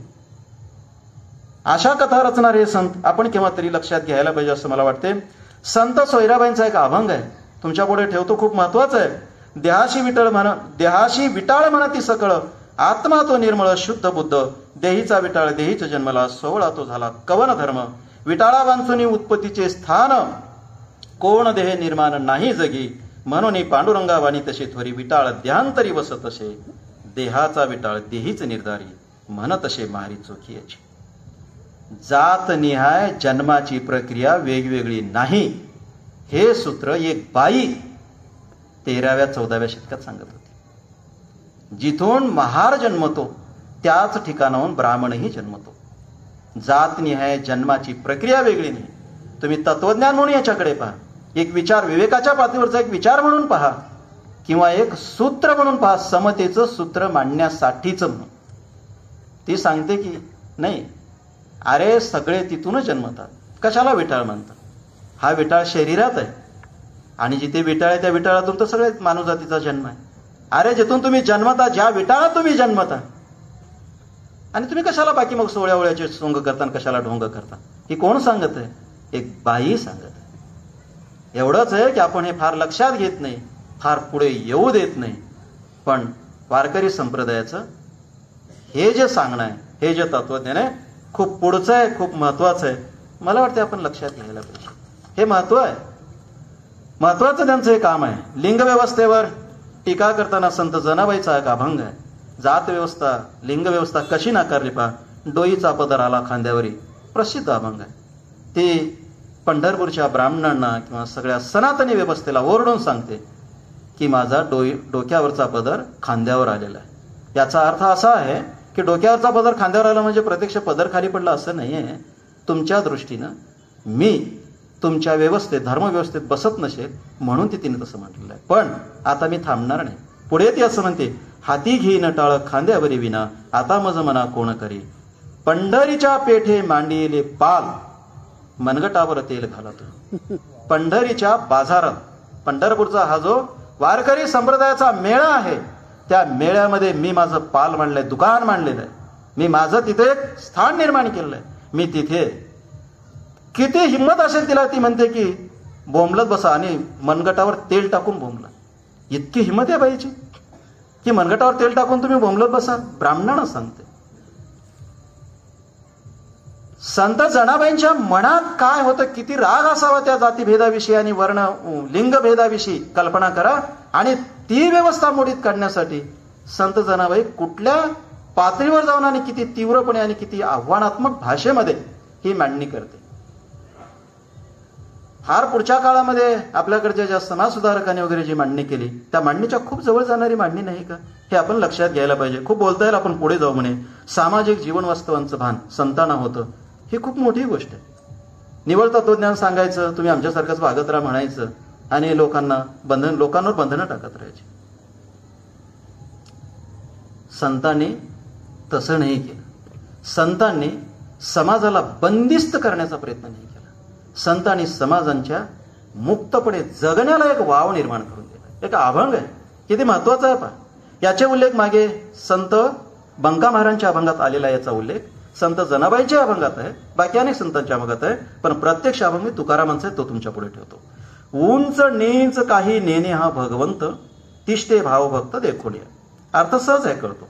दाशी पुत्र कण्या विदुरांच्या भक्षी, दैत्या घरी रक्षी प्रल्हादाशी, चर्म रंगू लागे रोहिदास सांगी, कबीराच्या मागे विनिशेला. त्याच्या मागावर विणण्याचं जे असते त्याच्यावर मागावर बसून तो विणतो. असं मला पुढचा एक चरण महत्वाचा तुमच्या पुढे ठेवायचा, बाकी खूप बोलता येईल. सज्जन कसया विकू लागे मास, मळा सावत्यास खुरकू लागे. अर्धा चरण लक्षात घ्या. सज्जन कसाया विकू लागे मास. वारकरी संप्रदाय अहिंसेचं तत्वज्ञान सांगणारा आहे. वारकरी संप्रदाय शाकाहारी आहे. वारकरी संप्रदाय लोकांना माळ घालायला सांगतो, सांप्रदायिकांना, अनुयायांना. आणि माळ घातलेल्या माणसाने मांसाहार करू नये, वर्ज्य म्हणावं अशा पद्धतीचं तो सांगतो. त्यांच्या तत्वज्ञानाचं एक सूत्र आहे. पण या संतांनी आपण आपल्या संप्रदायाचं तत्व म्हणून काही सांगत असू तरी समाज किती विविधांगी आहे, समाजाचं जगणं कसं आहे आणि त्या जगण्याची अपरिहार्यताही कशी आहे, कारण तसं जगण्याशिवाय पर्याय नाही, हे किती किती पराकोटीची लक्षात घेतली असेल त्यांनी, किती विचार केला असेल. त्यांचा विठ्ठल सज्जन कसाया नावाच्या खाटकाचं मांस विकायला बसतो. तुम्ही एकीकडे सांगता मांसाहार करू नका आणि तुम्ही तुमच्या देवाला मांस विकायला बसवता. किती संतांची हिंमत असावी, कारण त्यांनी लक्षात घेतलेलं आहे मांस विकणे ही सुद्धा गरज आहे, एक व्यवसाय आहे किंवा एक जगण्याचा त्याचा भाग आहे तो. आणि आपण कितीही सांगत राहिलो तरी माणसं मांसाहार करणार, काही माणसं खाणार, काही माणसं खाणार म्हणून काही माणसं मांस विकणार. तो त्यांचा धंदा आहे, व्यवसाय. आता त्यांना ते करू नये का? आणि तो व्यवसाय करणारा एखादा माणूस जर प्रामाणिक असेल मग तो चांगला नाही का? म्हणजे मांस विकणारा माणूस चांगला नसतोच का? म्हणजे खाटीक नावाची जात इथून तिथून सगळी वाईटच का? संतांनी तसं नाही म्हणे. तर देवाला तिथं मांस विकायला बसवलं, चोखा मेळ्याची ढोरं ओढायला तिथं विठ्ठलाला पाठवलं. समाज किती अंगाने यांनी लक्षात घेतलं असेल. समाजाच्या जगण्याची अपरिहार्यता, समाजाच्या जगण्याचं स्वरूप किती अंगानं लक्षात घेतलं असेल संतांनी. आणि तेवढं सगळं लक्षात घेतल्यावर मग त्यांच्या लक्षात आलं असेल अरे नाही, आपल्याला एकांगी स्वरूपाचं तत्वज्ञान सांगून चालणार नाही, आपल्याला संबंध समाजाचा विचार करायचा, सगळ्या माणसांचा विचार करायचा, त्यांच्या जगण्याचा विचार करायचा आहे. मग आपल्याला काय करायला पाहिजे? त्याही माणसांना सोबत घेतलं पाहिजे. आणि म्हणून त्या माणसांना सोबत घेण्यासाठी विठ्ठलाला तिथं बसवलं.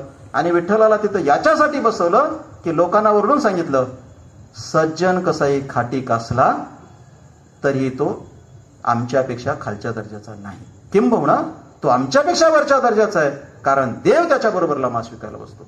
म्हणून तुम्ही खाटकाला खालचं समजू नका, खाटकांना पापी समजू नका आणि त्यांच्यापासून दूर जाण्याचा प्रयत्न करू नका. सगळ्या माणसांना सोबत घेऊन जगा, अशा पद्धतीचं एक सूत्र त्यांनी मांडलं. हे आपण लक्षात घेतलं पाहिजे. संतांनी निरीश्वरवादी भूमिका मांडली हे स्पष्टपणे मी पटवून देऊ शकतो. दुसरीकडे विसंगत असणारे अभंग खूप आहेत की ज्या अभंगामधून त्यांनी परमेश्वरांची कल्पना मांडली. पुढे आपण त्याची चर्चा करूच म्हणे. इथे संतांनी निरीश्वरवाद कसा मांडला त्याची चर्चा करू. संतांनी लोकांना सांगितलं देवाच्या फार नादी लागू नका, देव नाहीये. आणि जर देव असेलच तर कुठे आहे तो देव? माणसात आहे. जी माणसं चांगली वागतात ना त्या माणसात आहे. दगडात देव नसतो, हे संतांनी सांगितलं. पहा, संत नामदेवांचा अभंग आहे. देव दाखवी असा नाही गुरु जेथे, जाय तेथे दगड शेंदरू. देव दगडाचा बोलेल कैचा, कोणी काही त्यास फुटेल वाचा. अरे दगडाचा देव काय बोलणार आहे? कुठे जा देव नाही, एक दगड आहे त्याच्यावर लावला शेंदूर आहे, त्याला तुम्ही देव म्हणता, एवढाच काय तो? प्रत्यक्ष देव आहे का? प्रत्यक्ष देव नाही. संत नामदेव सांगत होते, संत नामदेव हे वारकरी संप्रदायाचा पाया रचणाऱ्यांपैकी एक आहे. मी सुरुवातीला जो अभंग घेतला होता तो संत तुकारामांचा अभंग होता. त्या अभंगामध्ये ते असं म्हणतात, शिंपियाचा हा पोर आहे, हा खेळी आहे. खेळी म्हणजे संघटन करणारा असा एक जबरदस्त मुलगा, जबरदस्त एक व्यक्ती आहे की ज्यानं स्वतंत्र फड उभा केलेला आहे. त्या आधारानं आपण असं म्हणू शकतो की संत नामदेवाने वारकरी संप्रदायाचा पाया रचला. मला याची जाणीव आहे की संत बहिणाबाईने एक अभंग लिहिलेला आहे की ज्ञानदेवे रचिला पाया उभारिले देवालया वगैरे, आणि त्याच्यामध्ये मग ज्ञानदेवाने पाया रचला. ठीक आहे, अनेक लोकांनी वेगळी मांडणी केली आहे, आपल्याला त्या वादात जायचं नाही, तो वाद आपल्याला इथं अपेक्षित नाही, तो योग्य ठिकाणी वाद घालता येईल. पण इथे आपण हे लक्षात घेऊ की ज्या संप्रदायाची उभारणी करण्यामध्ये नामदेवांचं जे खूप मोठं योगदान आहे ते नामदेव सांगत आहे की काही देव वगैरे नसतोय, त्याच्यापेक्षा वेगळं वागायला शिका. दगडा देव नसतोय त्यांनी सांगितलं. दगडाचा देव इच्छा पूर्वी तर तरी का भंग दाखाताने. अरे दगडाचा देव तुमची इच्छा पूर्ण करतो. अरे तोच फुटतो ना, तुमची इच्छा काय पूर्ण करणार आहे? पुढे तो म्हणतात, पाषाण देवाची करीती जे भक्ती सर्वस्वामुखती मूढपणे. ते मूर्ख आहेत. शिव्या दिल्यास तेवढ्या त्यांना विचार आला नसेल का आपण जर या लोकांना शिव्या देत तर लोक आपल्यासोबत येतील का? पण नामदेवाला कधीतरी असे वाटलं असेल की या लोकांना याच भाषेत सांगितलं पाहिजे तरच कधीतरी बाहेर येतील. ही गरजेची आहे भाषा. म्हणजे तुम्हाला ज्या काळामध्ये अनुयायी मिळवणं गरजेचं होतं त्या काळामध्ये अनुयायीला मूढ म्हणणं, मूर्ख म्हणणं, नालायक म्हणणं सोपं आहे. नामदेवाने ती जोखीम घेतली आणि म्हटलं की तुम्ही मूर्ख आहात. प्रस्तराचा देव बोलत भक्ता ते सांगते ऐकते मूर्ख दोघे. दगडाचा देव बोलतो किंवा दगडा देव असतो असं म्हणणारे आणि हे म्हणणं खरं मानणारे दोन्ही नालायक आहेत. इतक्या पराकोटीला जाऊन संत नामदेव सांगतात, पुढे ते असं म्हणतात, देव दगडाचा भक्ता मावेचा संदेह दोघाचा फिटे कैसा, आयशे देवते फोडिले तुरकी घातले उदकी बोभातीना, आयशा देवाशी वाहिले टिळे डोळे भक्त बाळे भाळे नागविले, आयशी दैवते नका दाऊ देवा नामा म्हणे की शिवा विनवी तशी. देवाला विनंती करता देवा असलं नको. किती मजेशीर आहे पहा. आयशे देवते फोडिले तुरकी. मोहम्मद घोरी हा 971 ते 1010च्या काळामधला एक अफगाणिस्तान मधला राजा आपल्याकडे आला असे इतिहास सांगतो. आणि या मोहम्मद आणि हा गझनी यांनी आपल्याकडे जवळपास 15-16 वेळेस 17 वेळेस लूट केली आणि त्यांनी विशेषतः देवस्थानं लुटली. जिथे जिथे सोमनाथ, सोरटी सोमनाथ वगैरे वगैरे अशी लूट केली त्यांनी. तिथं पैसा होता. आणि ठीक आहे, आपल्याकडे आपण काही जरी म्हणत असलो त्याच्या खोलात जायचं नाही, पण आपल्याकडे देव म्हणजे देवस्थान म्हणजे बँकाच आहेत एका अर्थाच्या खरं. ह्या आपल्या साध्या साध्या बँकेपेक्षा मोठ्या बँका आहेत. म्हणजे तिथे जेवढा पैसा आहे ना तेवढा पैसा बँकेतही नाही, इतका पैसा आहे. आणि त्या काळात सोनं होतं प्रचंड, तर ते लुटलं त्यांनी. पण ठीक आहे, नामदेवाने असं म्हटलं. ते तुर्कस्तानचे लोक आले. हा अफगाणिस्तानचा होता. अफगाणिस्तान तुर्कस्तान तिथे त्यावेळेस कदाचित ते देश वेगळे झालेही नसतील. या तुर्कस्तानच्या लोकांनी इथले देव फोडले, मूर्त्या फोडल्या. त्यांना मूर्त्या फोडायच्या नव्हत्या, त्याच्यासाठी आले नव्हते ते, पण फोडल्या. देव स्वतःचं रक्षण स्वतः करू शकले नाहीत. नामदेवांनी लोकांना प्रश्न विचारला, अरे जे स्वतःचं रक्षण स्वतः करू शकत नाही, तुमचं काय रक्षण करणार आहे? त्या दगडाच्या कशाला नादी लागता तुम्ही? आयशे देव फोडिले तुरकी घातले उदकी बवाते. अरे तुम्ही पाण्यात टाकता बोंबलत नाही. आणि आपण नेहमी टाकतो घरामध्ये, बाया देवाला धुताना पाण्यात टाकतात. तुम्ही बघा पाण्यामध्ये पडून, मग कळते आपल्याला आपली दमकोंडी होती. पोहता येत नसे तर मरतो आपण. आपले देव काहीच करत नाही. कधी आपण विचार करतो का त्याच्या देव पण असते? पाण्यात टाकलं ना आपल्याला काम लागलं, जातो आपण अर्धा तास तिकडेच कामाला, अर्ध्या तासाने येऊन किंवा 5-10 मिनिटानं, 5-10 मिनिटं तिथेच, काही करत नाही, बाहेर निघत नाही. मी नाही सांगत, नामदेव त्या काळात सांगतात. माझं म्हणून सोडून द्या तुम्ही, पण नामदेवांचं म्हणून लक्षात घ्या की नामदेवाला नक्की काय म्हणायचं होतं आणि निरेश्वरवादांची भूमिका त्यांना कशी मांडायची होती. संत तुकारामाने खूप ठिकाणी असं म्हटलंय, म्हणजे खूप देवांच्या विरोधात किंवा देव नाही कल्पना मांडलंय. एक चरण त्यांचा पहा, आहे ऐसा देव वधवायू आणि नाही ऐसा म्हणे अनुभवावा. समोर माणसं आहेत, त्यांना देव नाही म्हटलं तर पटतच नाही, वादच घालायला तयार होतात. सांगा त्यांना देव आहे बाबा, त्यांच्याशी वाद घालू नका. पण त्यांनी सांगितलं संतांना, तुमच्या मनात तुम्ही नक्की ठसवा, देव नाही. संत तुकारामांच्या अभंगातला चरण आहे. तोची लटक्या माझी भला म्हणे देव म्या देखील. संत तुकारामाचा चरण. सगळ्यात खोटारडा माणूस जर कोण असेल तर तो हा आहे की जो म्हणतो की देव आहे किंवा देवाला मी पाहिले, तो सगळ्यात खोटा माणूस. संत तुकारामांच्या चरण आहे. पुढे ते असंही म्हणतात, शेंदरी हे देवी दैवते कोण ती पूजी भूते खेते, आपल्या पोटाची रडते मागत अशी ते अवदान. अरे जे देव तुम्हाला मागतात, आणि आपल्याकडचे लोकदैवत असे अनेक आहेत की ते कधीतरी आपल्याला पकडतात म्हणे आणि घास मागतात. संत तुकारामाने विचारलं, तुम्हाला घास मागणारे इतके भिकार दो कशाला? तुम्हालाच मागतात, तुम्हाला काय देणार आहे ते? जे देव तुम्हाला मागतात तुमच्याही पेक्षा गरीब आहेत. आपल्याकडे एक म्हण आहे, पण एकादशीनं शिवरात्रीच्या घरी जाऊ नये, म्हणजे उपाशाच्या घरी गेलं काय मिळणार आहे? त्यांनी सांगितलं की अरे एवढे भिकारी असणारे देव जे तुम्हाला मागतात, जे स्वतः जगू शकत नाहीत स्वतःच्या हिमतीने, त्या देवाच्या कशाला वाटे जातात? मानू नका ते. लोकदैवतावर प्रचंड टीका केली. खूप बोलता येईल, आपण पुढे जाऊ म्हणे. संत एकनाथाने एक बारूद लिहिलंय, शिळा तांब्यांचे बाहुले केले. खूप मजेशीर आहे ते, सगळं मी इथं सांगत नाही आता. पण त्यांनी असं म्हटलंय, एखाद्या बाहुल्याची पूजा करावी किंवा बाहुलं करावं किंवा बाहुल्याचा खेळ खेळावा. पूर्वी खेड्यामध्ये मुलं मुली खेळायचे, पण बाहुल्यांचा खेळ, लाकडाच्या बाहुल्या असायचे, एक नवरदेव व्हायचं एक नवरी व्हायची, तो खेळ असायचा, ते काय खरं नसायचं. संत एकनाथाने एवढ्या स्पष्टपणे सांगितलंय, तुमचे जे देव आहेत ना ते बाहुलीप्रमाणे आहेत. त्या बाहुल्यांना तुम्हाला वाटलं ते केलं, तुम्ही तसं देवाला वाटलं ते करता, आणि देवाला नाव आहे तुम्हीच ठेवता. देव कसा असावा तुम्हाला वाटेल तसा असावा. हनुमान कसा असावा? हातामध्ये पर्वत घेतलेला असावा. कोणाला वाटते? तुम्हाला. आपण त्याला थोडंच विचारले, तुला कसं वाटते? संत एकनाथांच्या वारुणांचा अर्थ आपण लक्षात घेतला पाहिजे. या सगळं लक्षात घेतल्याच्या नंतर मला असं वाटते की वारकरी संप्रदायाचं असणं किती महत्वाचं होतं आणि किती ते महत्वाचं आहे, तो काळ लक्षात घेता आणखी किती महत्वाचं आहे हे आपण लक्षात घ्यायला पाहिजे. वेळ बराच झाला, आता उत्तरार्धाकडे वळतो आणि आपण थोडक्यात संपवणे. 8:45 वाजायला लागलेत, 1 तास झाला सुरू करूनच. थोडं वेगानं जाऊ. मर्यादा काय आहेत? तुम्ही खूप कविता वाचल्या असतील, मी खूप वाचल्या. तुमच्या पुढे एक कविता ठेवतो, मग तुम्हाला वारकरी संप्रदायाच्या मर्यादा काय आहे त्याचे एक थोडक्यात कळेल किंवा त्याचा एक अंदाज येईल. एक कविता अशी आहे, बा विठ्ठला नावाची आहे, मनोहर बसवंतींची कविता आहे. माझ्या परिचित कवी नाही आहे, पण एक कविता मला आवडली आणि माझ्या विवेचनाच्या दृष्टीने महत्वाची वाटली म्हणून तुमच्या पुढे ठेवतो. कविता अशी आहे, तसा तुहा वारकरी व्हायचा प्रयत्न बापानं केला होता एकदा.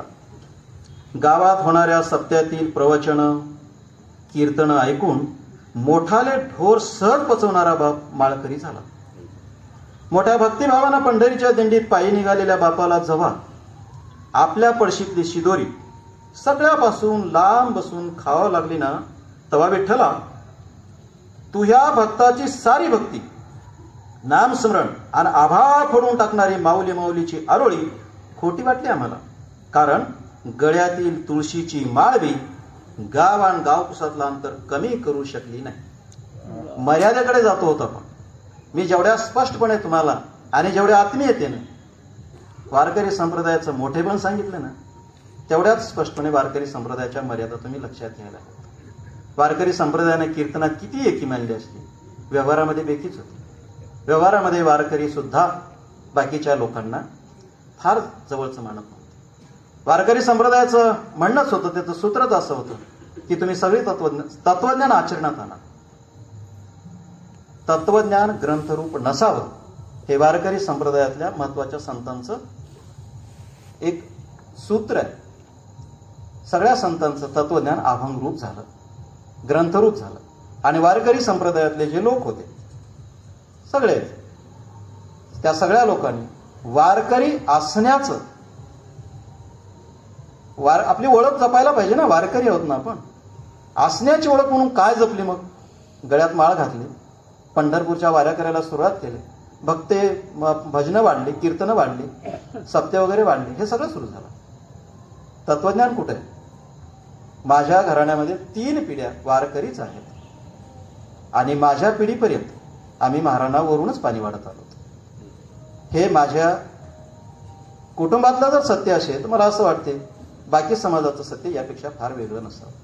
आपण वारकरी असूनही संप्रदायाचं तत्वज्ञान जपले नाही, हे खरं आहे. ही कविता त्या अर्थाने मी तुमच्या पुढे ठेवले. संतांनी आणखी एक गोष्ट केली, संतांनी लोकांच्या मन परिवर्तनावर विश्वास ठेवला की ते सांगत राहिले, लोकांना चांगलं चांगलं सांगत राहिले आणि लोक चांगलं चांगलं ऐकतील आणि चांगलं चांगलं ऐकून लोक चांगले वागतील, असा त्यांचा विश्वास होता. मन परिवर्तन होईल, हृदय परिवर्तन होईल आणि लोक चांगले होतील, संतांचा विश्वास होता. हा विश्वास खरं तर माणूस नावाचा प्राणी मुळातून लक्षात घेतल्यावर अनाठही आहे. माणसं चांगलं सांगून ऐकतात असं दिसत नाही. असं जर झालं असतं तर आपल्याला पुढच्या ज्या काही व्यवस्था उभ्या कराव्या लागल्या त्या उभ्या कराव्या लागल्या नसत्या. आपल्याला पोलिसाची काय गरज होती? मग आपल्याला पोलिसाची वगैरे गरज नव्हती, आपल्याला न्यायालयाची गरज नव्हती. गावातलेच लोक जर सगळं चांगलं चांगलं ऐकू लागले तर कशाला काय गरज होती? संतांनी त्यांच्यावर प्रचंड विश्वास ठेवला. आता दुसरा प्रश्न असा असू शकतो आपल्यापैकी कोणाचा की मग संतांनी काय करायला हवं? त्याचं उत्तर आपल्याकडे नाही आहे. कारण संत सामान्य माणसं होते. संतांकडे सत्ता नव्हती कोणत्याच प्रकारची, संतांकडे श्रीमंती सुद्धा नव्हती. म्हणून संतांच्या हाती तेवढंच होतं, संतांनी ते केलं. पण एक खरं की हे करत असताना संतांनी लोकांच्या हृदय परिवर्तनावर जो विश्वास ठेवला आणि त्यांना जे वाटत राहिलं लोक आज ना उद्या चांगले वागतील, 700-800 वर्ष होऊन गेले. आपण संतांच्या अभंगांचा अभ्यास करत राहिलो, संतांच्या अभंग गात वगैरे राहिलो, शिकवत राहिलो पोरांना वगैरे, आचरणाशी फार संबंध जोडला नाही. लक्षात हे एक मर्यादा म्हणून त्याच्याकडे पाहतात. संतांच्या अभंगामध्ये विसंगती कमालीची.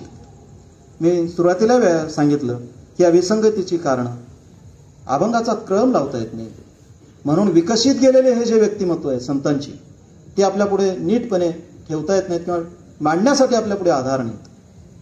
पण तरीही ही विसंगती आणि या विसंगतीचा एवढा गैरफायदा घेतला जातो की हे जे कीर्तनकार वगैरे प्रवचनकार असतात ना, ते त्यांच्या सोयीचंच तेवढं सांगतात, गैरफायदा घेतात. विसंगती किती आहे पहा. प्रयत्नवाद सांगत असताना संत तुकारामांनी असं म्हटलं, साधोनी बचना खाती तोळा तोळा आणि काते डोळा न पाहावे, साधोनी भुजंग धरीतील हाती अनेक एकामध्ये देखून या, असाध्य ते साध्य करीत असं कारण अभ्यास तुकाराम. बाबा रे, कोणतीही गोष्ट असाध्य नाही, साध्य करता येते. सापाला पकडता येते, सांगायचं म्हणजे काही पण साध्य करता येतं, फक्त प्रयत्न करा. ओले मूळ भेदी खडकाचे अंग, किती नाजूक असते ओली मूळ, पण ती खडकाचं अंग भेदून खडक फोडून पलीकडे जाते. मूळ जर खडक फोडून पलीकडे जाते तर माणसाला काय शक्य नाही, माणसाला काही शक्य आहे. अभ्यासाशी सांग कार्यसिद्धी, अभ्यासानं काय पण शक्य आहे. नवे असा काही नाही अवघड, नाही कैवाड तोचीवरी. होत नाही असं काहीच नाही. जोपर्यंत तुमचा कैवाड, तुमचा निश्चय नाही तोपर्यंत. एकदा निश्चय झाला, प्रयत्न केला तर काही पण शक्य आहे. दोरे चिरा कापे पडिला काचणी, अभ्यास शेवणी विष पडे, तुका म्हणे कैचा वैसने शिठाव जठरी बाळावावे काय. लेकरू गर्भामध्ये असताना आपली जागा निर्माण करते. दोरीनं दगड जर काचतो तर तुम्हाला काय शक्य नाही. उदाहरण दिली, हे दृष्टांत आहे असं म्हणणारे संत तुकाराम. बाकी अभंगात काय म्हणतात, अन्न मान धन हे तो प्रारब्धा अधीन. माणसाला मिळणारा मान, माणसाला मिळणारा अन्न, म्हणजे ठीक आहे त्याच्या आयुष्यात जे काही श्रीमंती गरिबी येईल ते दैवाच्या अधीन आहे. विरोधी मत. आता महाराज कोणती विधानं सांगेल, हे विधानं सांगेल, हे मागलचे सांगणार नाही ना. ही विसंगती एक मर्यादा आहे. एका बोझे एका लाभ घडे देवा, संचिताचा ठेवा वेगळाला. एक ओझच वागवत राहतो आयुष्यभर आणि एक सुखानं होतो. असं काय होतं, ज्याच्या त्याच्या दैवाचा भाग आहे. भोग तो घडे संचिता, भोग तो न घडे संचिता वाचून करावे ते म्हणे समज. दैवाशिवाय काहीच तुमच्या आयुष्यामध्ये नाही. म्हणून दुःख करून घेऊ नका. जे वाटायला आले ते आनंदानं भोगा. संत तुकाराम म्हणत आहे. जे संत तुकाराम वर म्हणतात की काहीही अशक्य नाही, ते संत तुकाराम म्हणतात की दैवात नसे ते काहीच मिळणार नाही. दैवात असेल तुका म्हणे जीव प्रारब्ध अधीन, कोण वयशीने करू नसे. हा आपला जीव किंवा आपलं जगणंच प्रारब्धाच्या अधीन आहे, दैवाच्या अधीन आहे. कशाला वेगळा प्रयत्न करतो. ही विसंगती आहे, कमालीची विसंगती आहे. पुढे खूप अभंग आहे, ते पुढचे सगळे अभंग मी घेत नाही आणि त्याचं विवेचन करण्याची गरज नाही. तुमच्या लक्षात आले असं आपण गृहीत धरू. पुढे पहा, निरीश्वरवादांची भूमिका मांडत असताना अह्याय साधे वधवाव, आणि हे आलेलं आहे मागे, मी तुम्हाला सांगितलंय. तीर्थी धोंडा पाणे देव रोकडा सजने अभंग प्रसिद्ध आहे. आली सिंहस्थ पर्वणी नाव्या बटा झाले धने, किती प्रसिद्ध आहे. ती कशाला जातात. गुरु राशीमध्ये, सिंह राशीमध्ये, गुरु राशी जेव्हा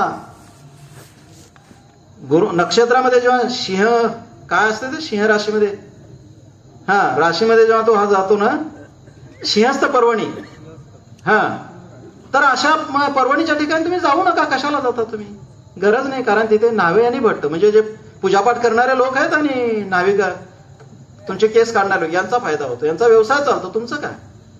पुढे तर त्यांनी इतके उदाहरणं दिले की एखाद्या गुहेमध्ये एखादा महाराज राहतो म्हणून तुम्हाला मोठा वाटतो का, मग उंदरं तर बिळातच राहतात, असं त्यांनी उदाहरणं दिलेली. मग उंदीर चांगला आहे ना त्याच्यापेक्षा, कारण तो बिळातच राहतो ना. तुम्हाला केस वाढवलेले माणसं मोठे वाटतात का महाराज वगैरे, मग अस्वल असेल, कोल्हा असेल, याचे केस खूप वाढलेले असतात. इतके उदाहरण त्यांनी दिले. आता असं म्हणणारे हे संत तुकाराम दुसरीकडे पहा की वेगळ्या पद्धतीची मांडणी करतात. नमो तीर्थपंथे चालते ते अशी ती त्याशी बोळविती त्यानो. जे तीर्थाच्या पंथानं, तीर्थाच्या वाटेनं चालतात, तीर्थ आहे तीर्थाच्या वाटेनं चालले. समजा नर्मदा परिक्रमा असेल, आणखी काही असेल, त्यांना नमस्कार करा. ते खूप मोठी माणसं असतात. आणि गावातून एखादा माणूस चाललाय त्याला बोळवी त्या म्हणजे वेशीपर्यंत पाठवत या, खूप चांगलं असते, पुण्याचं काम असते. आता असं म्हणत असते तर अवघड आहे ना. जव हे सकळ सिद्ध आहे, हात चालावया पाये, तब तो आपले सोयीत पाहे, तीर्थयात्रे जायचं नको नको. हातपाय चांगले आहेत ना तीर्थयात्रेला. वर म्हणतात की जाऊ नको, तीर्थे धोंडा पाणी देव रोकड असं जणी. इथं म्हणतात जोपर्यंत हातपाय चांगले आहेत तीर्थाच्या ठिकाणी जा. निर्बळा पाठवी बळे वाराणसी, गेला आला त्याशी अर्ध कोण. एखादा गरीब आहे ज्याला वाराणसीला काशीला जाणं शक्य नाही, अशा गरीबाला तुम्ही तुमच्या मदतीनं पैसा वगैरे देऊन पाठवा. तो तिथे जाऊन आल्याच्या नंतर त्याला येण्या जाण्याचं जे पुण्य मिळेल ना त्यातला अर्ध तुम्हालाही मिळेल बरं का. ही व्यवस्था म्हणजे एकीकडे म्हणायचं की तीर्थी धोंडा पाणी, तिथे जाऊ नका, तिथे काही नाही, पाणी आहे आणि दगड आहे. दुसरीकडे म्हणायचं की पाठवा. तीर्थ जळ देखे पाषाण प्रतिमा, संत ते आत्मा माणूस आहे. असं जर कोणाला वाटत असेल तर वांजेच्या मैथुनापूर्वी परी गेले वाया, बांडेल्याची जाया झाले ते. कंसन येणारं पीक जसं वाया जातं तसं यांचा जन्म वाया गेला. की जो तीर्थाला पाणी म्हणतो आणि शेंदूर लावलेल्या देवाला देव न म्हणता दगड म्हणतो, त्याचं जीवन वाया गेलं. अशा पद्धतीची करू. विसंगती कशी आहे पहा. एकीकडे समतेचं तत्वज्ञान मांडत असताना ज्ञाती वर्ण श्रेष्ठ परी तो चांडाळ पापिष्ट. तुका म्हणे पाप माये नावडे जा पाप. पाव वर्ण मानू नका, जाती वगैरे मानू नका, हे काही खरं नाही असं मानू नका अशा पद्धतीची. आणि पापी असणारा माणूस कोण असतो? ज्याला मायबाप आवडत नाही किंवा वर्णव्यवस्था पाळतो तो, अशा पद्धतीची मांडणी. शुद्धाशुद्ध निवडे कैसे चर्म मांस भिन्न नाही. चांगला माणूस जातीनं श्रेष्ठ आणि कनिष्ठ कसा म्हणायचा? बामणांच्या हातावर कातडी असते म्हणजे अंगावर, आणि त्याच्या कातडीच्या खाली मांस असते. एखादा मांगाचा माणूस, महाराचा चांभाराचा माणूस बघा, त्याच्या अंगावर कातडी असते, खाली मांस असते. मग हा श्रेष्ठ, हा कनिष्ठ, जन्मजातीनं हा वरिष्ठ, हा कनिष्ठ कशाच्या आधारानं म्हणतात? संत तुकारामांनी म्हटलंय, जातीचा ब्राह्मण न करिता संध्या स्नान, तो एक नावाचा ब्राह्मण होय हिना होणे हीन. तर तो काही करत नसेल स्नान संध्या वगैरे, तो हीनच आहे असं म्हणणारे संत तुकाराम एका अभंगात असं म्हणतात, दुधाळ गाढवी जरी झाली पाहे पावेले तर काय धेनुसरी. एखादी गाढवे खूप दूध देते म्हणून तिला काय गाईच्या बरोबरीचं म्हणायचं? कागाची गळा पुष्पाची आमळा हंसाची तो कळा काय जाणे. एखाद्या कावळ्याला पाण्यानं आंघोळ घातली आणि गळ्यामध्ये फुलाच्या माळ्या घातल्या म्हणजे काय तो हंस होणार आहे? मरकाटे आंघोळी लावी येले टिळे ब्राह्मणाचे लिळे वरतून येणे. माकडाच्या अंगावर कपाळाला टिळा वगैरे लावला म्हणून तो ब्राह्मण होत नाही. जरी तो ब्राह्मण झाला कर्मभ्रष्ट, तुका म्हणे श्रेष्ठ ती लोक. ब्राह्मण कर्मभ्रष्ट असला तरीही तो सगळ्यांमध्ये श्रेष्ठ आहे. तिन्ही लोक श्रेष्ठ आहे, सगळ्या वर्णामध्ये श्रेष्ठ आहे. म्हणजे एखाद्या गाढवीने किती दूध दिलं तरी ती गाय होत नाही. तसं इतर जातीतल्या एखाद्या माणसाने किती चांगला वागला, किती ज्ञान असलं तरी तो ब्राह्मणांच्या बरोबरीला जाऊ शकत नाही. कारण ब्राह्मण हा ब्राह्मणच आहे आणि तो जन्मजातीनं ब्राह्मण आहे, कर्तृत्वानं नव्हे. ही मांडणी संत तुकारामांची. रामदासाने एका ठिकाणी असं म्हटलेलं आहे, गुरु तो सकळाशी ब्राह्मण जरी तो झाला क्रियाहीन, तरी तयाशी शरण अनन्य भावी असावे. रामदास स्वामींचं हे म्हणणं आणि तुकारामांचं म्हणणं खूप जवळचं वाटू लागतं. आणि अशी ही विसंगती जाणवते. आणि या विसंगतीचा परिणाम असा झाला की लोकांनी त्यांच्या सोयीचं तत्वज्ञान स्वीकारलं. महाराजांनी त्यांच्या सोयीचे अभंग आधारला घेतले आणि कीर्तने केले आणि लोकांना फसवण्याची प्रक्रिया सातत्यानं सुरू आहे. जे सनातन्याने केलं वैदिक व्यवस्थेमध्ये जे शोषण होतं ते नंतरच्या काळामध्ये इतरांनी केलं. फरक एवढाच झाला, इथे संधी अनेकांना मिळाली. तिथे एका विशिष्ट जातीला संधी होती, इथे खूप सगळ्यांनाच संधी मिळाली. आता कोण्याही जातीचा महाराज होतो आणि कोणीही कीर्तन करू लागतो. आणि कीर्तनाची फीस आता आपल्याला माहित आहे, लाखावर गेलेली आहे. तेव्हा एवढाच काय तो फरक झाला. आणि अशा पद्धतीने विसंगती असणारे जे अभंग आहेत, ह्या विसंगती असणाऱ्या अभंगामुळे यांची सोय झाली. सोयीच्या अभंग सांगता आली ना, अशा अभंग सांगता येतात त्यांना. संत जनाबाईनं पाहिजे का एक कथा लिहिली आहे, राजा हरिश्चंद्राची कथा आहे. माझ्या माहितीप्रमाणे 10-15 अभंग आहे. ती मुळात महाभारतातली कथा आहे, पांडवांना सांगितलेली कथा आहे की कसं, किंवा रामायणामध्ये सुद्धा ही कथा येते. रामाच्या हा वंशज आहे हरिश्चंद्र. आणि त्याची कथा सांगितली जाते की तो विश्वामित्राला स्वप्नामध्ये राजे देतो आणि मग पुन्हा दान देण्याचे बोलतो तो. आणि दान द्यायला तर नाही, स्वप्नामध्ये राजे दिलेले आहे, मग दान कसं द्यायचं म्हणून तो, कथा खूप मोठी आहे म्हणून तो काशीला जातो. तारामतीला त्याच्या बायकोला विकतो, रोहिदासाला विकतो आणि तो स्वतःलाही विकतो. रोहिदास आणि तारामती एका घरी गेलेले तर तिथे मजूर म्हणून गेले ते काम करायला. ते सोनं घेऊन तो विश्वामित्राला देतो. हा डोंब्या महाराजच्या घरी गेला, अशी कथा आहे. प्रसंग असा आहे, डोंबा महार हरिश्चंद्राला विचारतो. त्याला माहित नाही राजा आहे ते, पण त्याला एवढं माहित आहे की हा महार नाही. त्याला एवढंच माहित आहे, जातीनं महार नाही. तो त्याला असं विचारतो, तू आता ठीक आहे माझ्या घरी काम करशील, तुझ्या खाण्याचं काय? प्रसंग कुठं आला? संत जनाबाईच्या अभंगामध्ये आला. ग्रंथामधला ठीक आहे, पण आता संत जनाबाईनं उभं केलं ना. संत जनाबाईनं विठ्ठलाला चोखामेळाचे ढोरं ओढायला पाठवले. म्हणजे यांचा देव चोखामेळाच्या घरी ढोरं ओढायला जातो. यांचा विठ्ठल चोखामेळाच्या घरी मुक्कामाला थांबतो, राहतो, तिथे जेवण करतो. असं सांगणाऱ्या संत जनाबाईला काय हरकत होती की तिनं राजा हरिश्चंद्राच्या तोंडी विधान टाकायला हवं होतं की तुम्ही महार असला तरी माणूसच आहात ना, कशाची जाती वगैरे आल्या, तुमच्याच घरचं खाईल ना मी.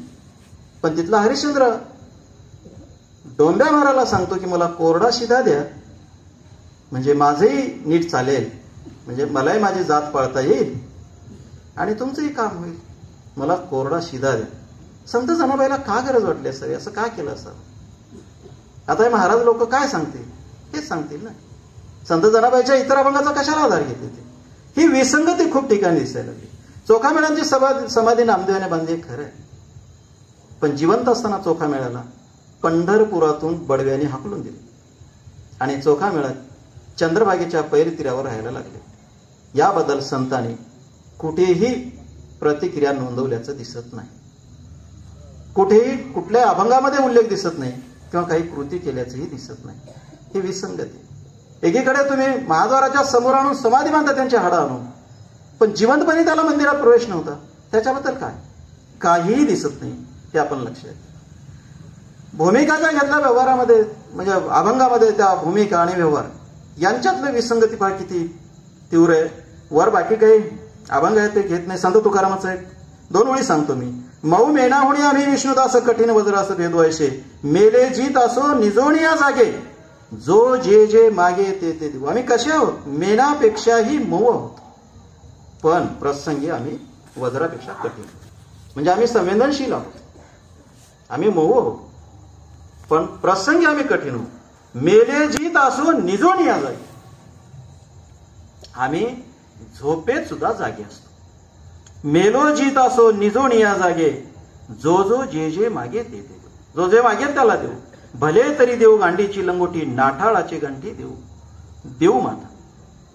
आम्ही अंगावरचे कपडेही काढून देऊ प्रसंगी, पण दुर्जनाला आम्ही त्यांच्या पद्धतीने वागू. काठ्या घालायला कमी करणार नाही. मायबापा हुणी बहुमायावंत करू घातपात शत्रू. मायबापांचं लेकरावर जेवढं प्रेम असतं तेवढं आमचं समाजावर प्रेम आहे, तेवढ्या मायेने आम्ही वागू. पण प्रसंग आला तर शत्रू सुद्धा तुम्हाला इतक्या वाईट पद्धतीने वागवणार नाही, त्याच्यापेक्षा आम्ही वाईट तुमच्याशी वागू. धमकी आहे, आव्हानाची भाषा आहे. अमृत ते काय गोड आम्हा पुढे, इतके गोड आम्ही वागू, विष ते बा पुढे कडू किती. पण विष तरी किती कडू आमच्या पुढे, आम्ही त्याच्यापेक्षा वाईट तुमच्याशी वागू. अमृतापेक्षा गोड वागू, पण विषापेक्षा कडू वागू. म्हणजे प्रसंग आला तर दुर्जनाशी आम्ही इतकं वाईट वागू की त्याची तुम्ही कल्पना करू शकत नाही, असं म्हणणारे संत तुकाराम. पुढे काय अभंग आहेत, पण आता पुढचे बोलत नाही मी. संत तुकारामांच्या वह्या इंद्रायणीमध्ये बुडवल्या. कृती पाय. संत तुकारामांनी काय कृती केली? इंद्रायणीत वह्या बुडवल्या. संत तुकारामाच्या वह्या इंद्रायणीतून बाहेर कशा निघाल्या याच्याबद्दलचे अनुमान मांडले जातात. काही कोणी म्हणते की त्यावेळेस शाही खूप पक्की होती, कागद खूप चांगला होता, निघाला. कोणी म्हणते की ठीक आहे, ज्याच्यावर लिहिले होते ते दिलेच नाही. हा जो जगनाडे होता त्या जगनाडेनं मूळ फेरवया घरामध्ये ठेवल्या, काहीतरी कागद दिले आणि नंतर ते घरातले कागद बाहेर काढले. ठीक आहे. आणि आणखी काही जण असं म्हणतात की देवाचा चमत्कार होता पण बाहेर निघाल्या, कोरड्या निघाल्या, त्या देवाचा चमत्कार. आणखी कोणी असंही म्हणतं की लोकांच्या तोंडी होते आणि म्हणून नंतर लिहून काढले. सगळ्या अभंग लोकांच्या तोंडी होते की नाही याच्याविषयी आपल्याला शंका घेता येईल, पण मला असं म्हणायचं आहे की लोक संत तुकारामांच्या अभंग लोकांच्या तोंडी खूप असतील आणि खूप लोक अनुयायी होते. एवढ्या अनुयायांपैकी एकाने तरी संत तुकारामाच्या वरच्या अभंगातली कृती केली का? काही केलं.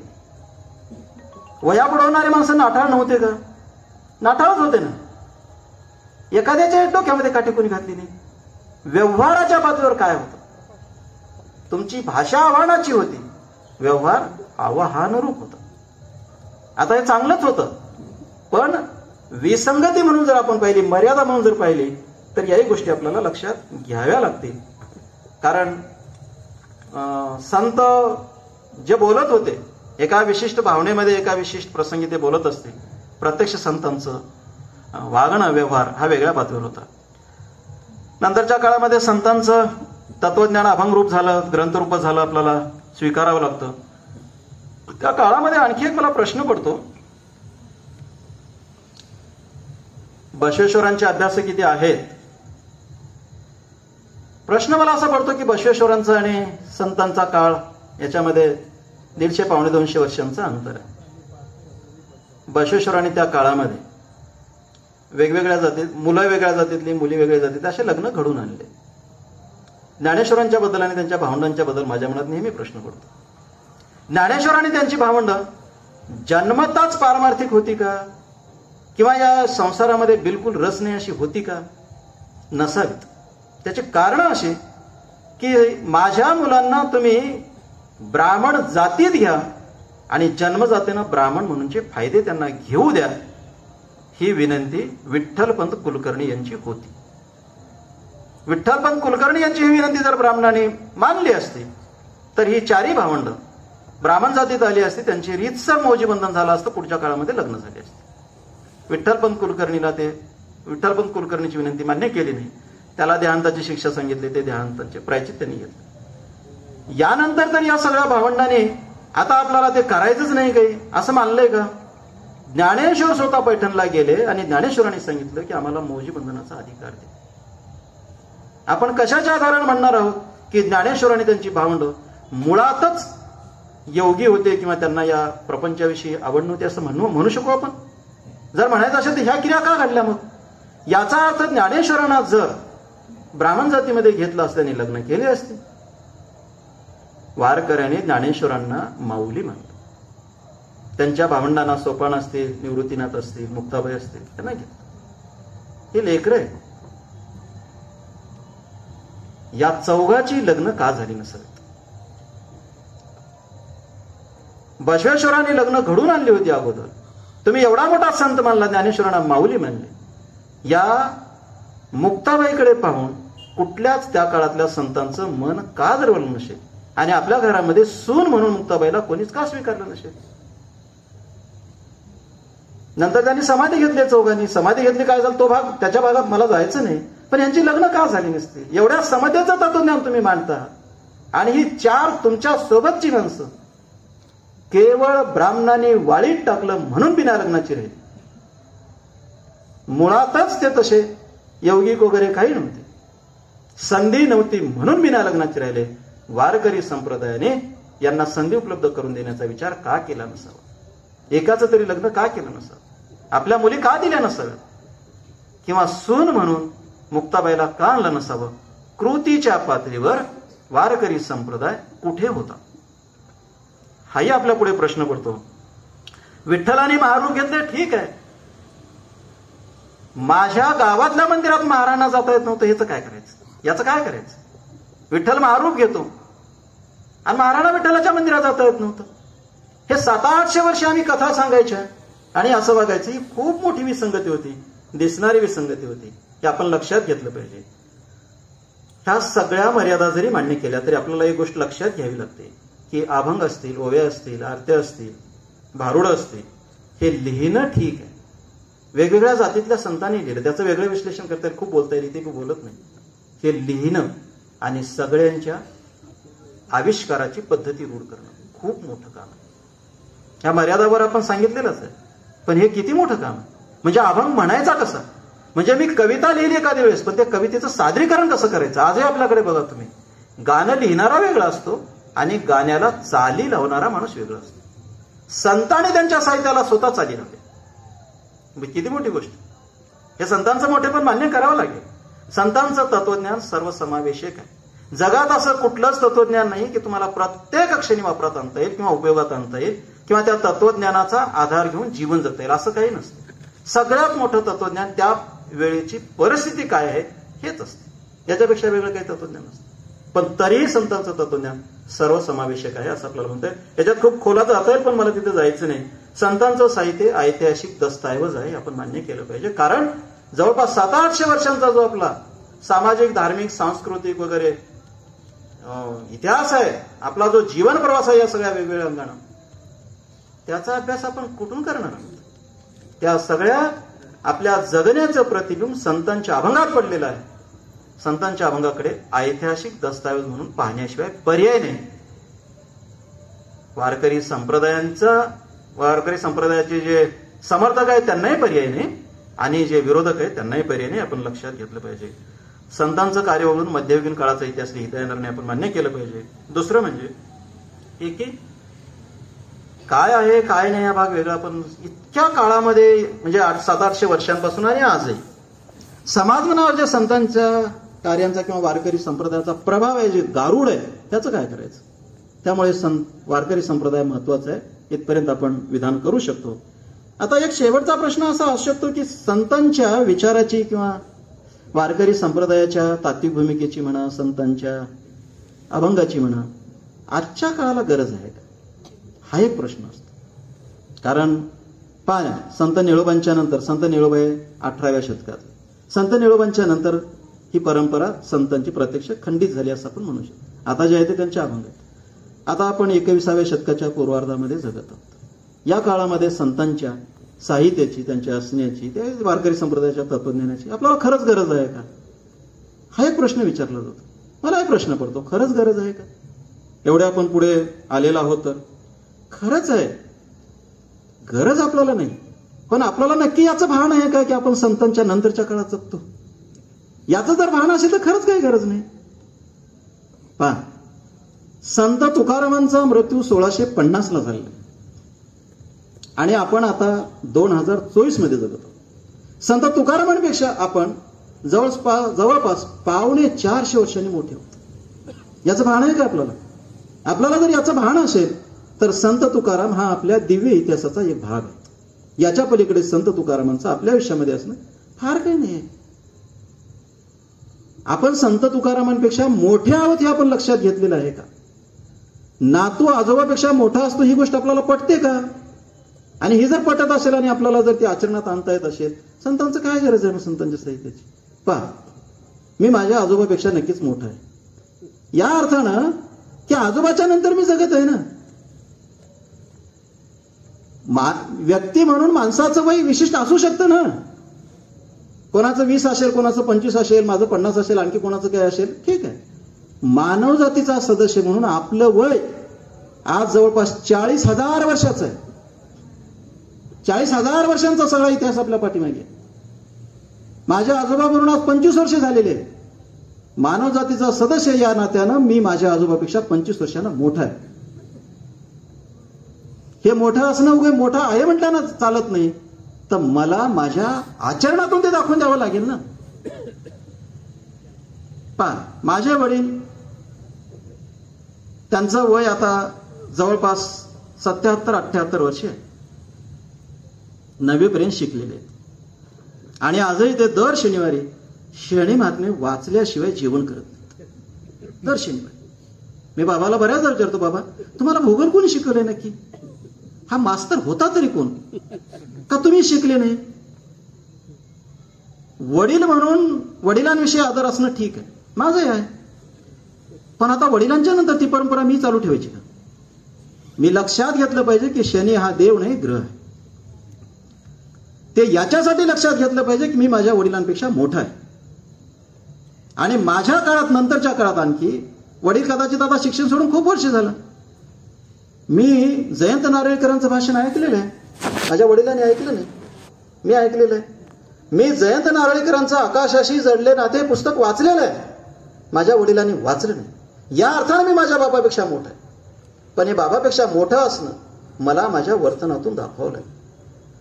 शनी हा देव नाही, ग्रहच आहे आणि तो कोणाच्याच राशीला येऊ शकत नाही, हे ठामपणे मी स्वीकारलं पाहिजे, माझ्या आचरणात असलं पाहिजे. या अर्थाने मी माझ्या आजोबापेक्षा मोठा आहे, या अर्थाने मी माझ्या बाबापेक्षा मोठा आहे. बाबांचं वय आज ठीक आहे 76 वर्ष असेल, माझं वय कमी आहे, पण तरीही बाबाला जे माहित नाही ते मला माहित आहे.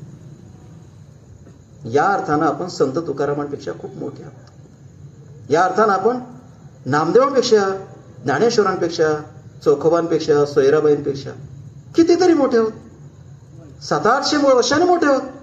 एवढं हे मोठं असणं आपल्याला याचं भान आहे का? आपण समंजसपणे वागणार आहोत का? संत तुकाराम म्हणे त्यावेळेस माणसं समान कशी आहेत हे सांगण्यासाठी सगळ्याच माणसांच्या अंगावर कातडी आहे आणि त्या कातडीच्या खाली मांस आहे हे उदाहरण दिलं. संत तुकारामांना जर आज कोण्याही जातीच्या माणसाचे रक्तगट सारखे असू शकतात हे माहीत असतं तर संत तुकारामांनी काय सांगितलं असतं?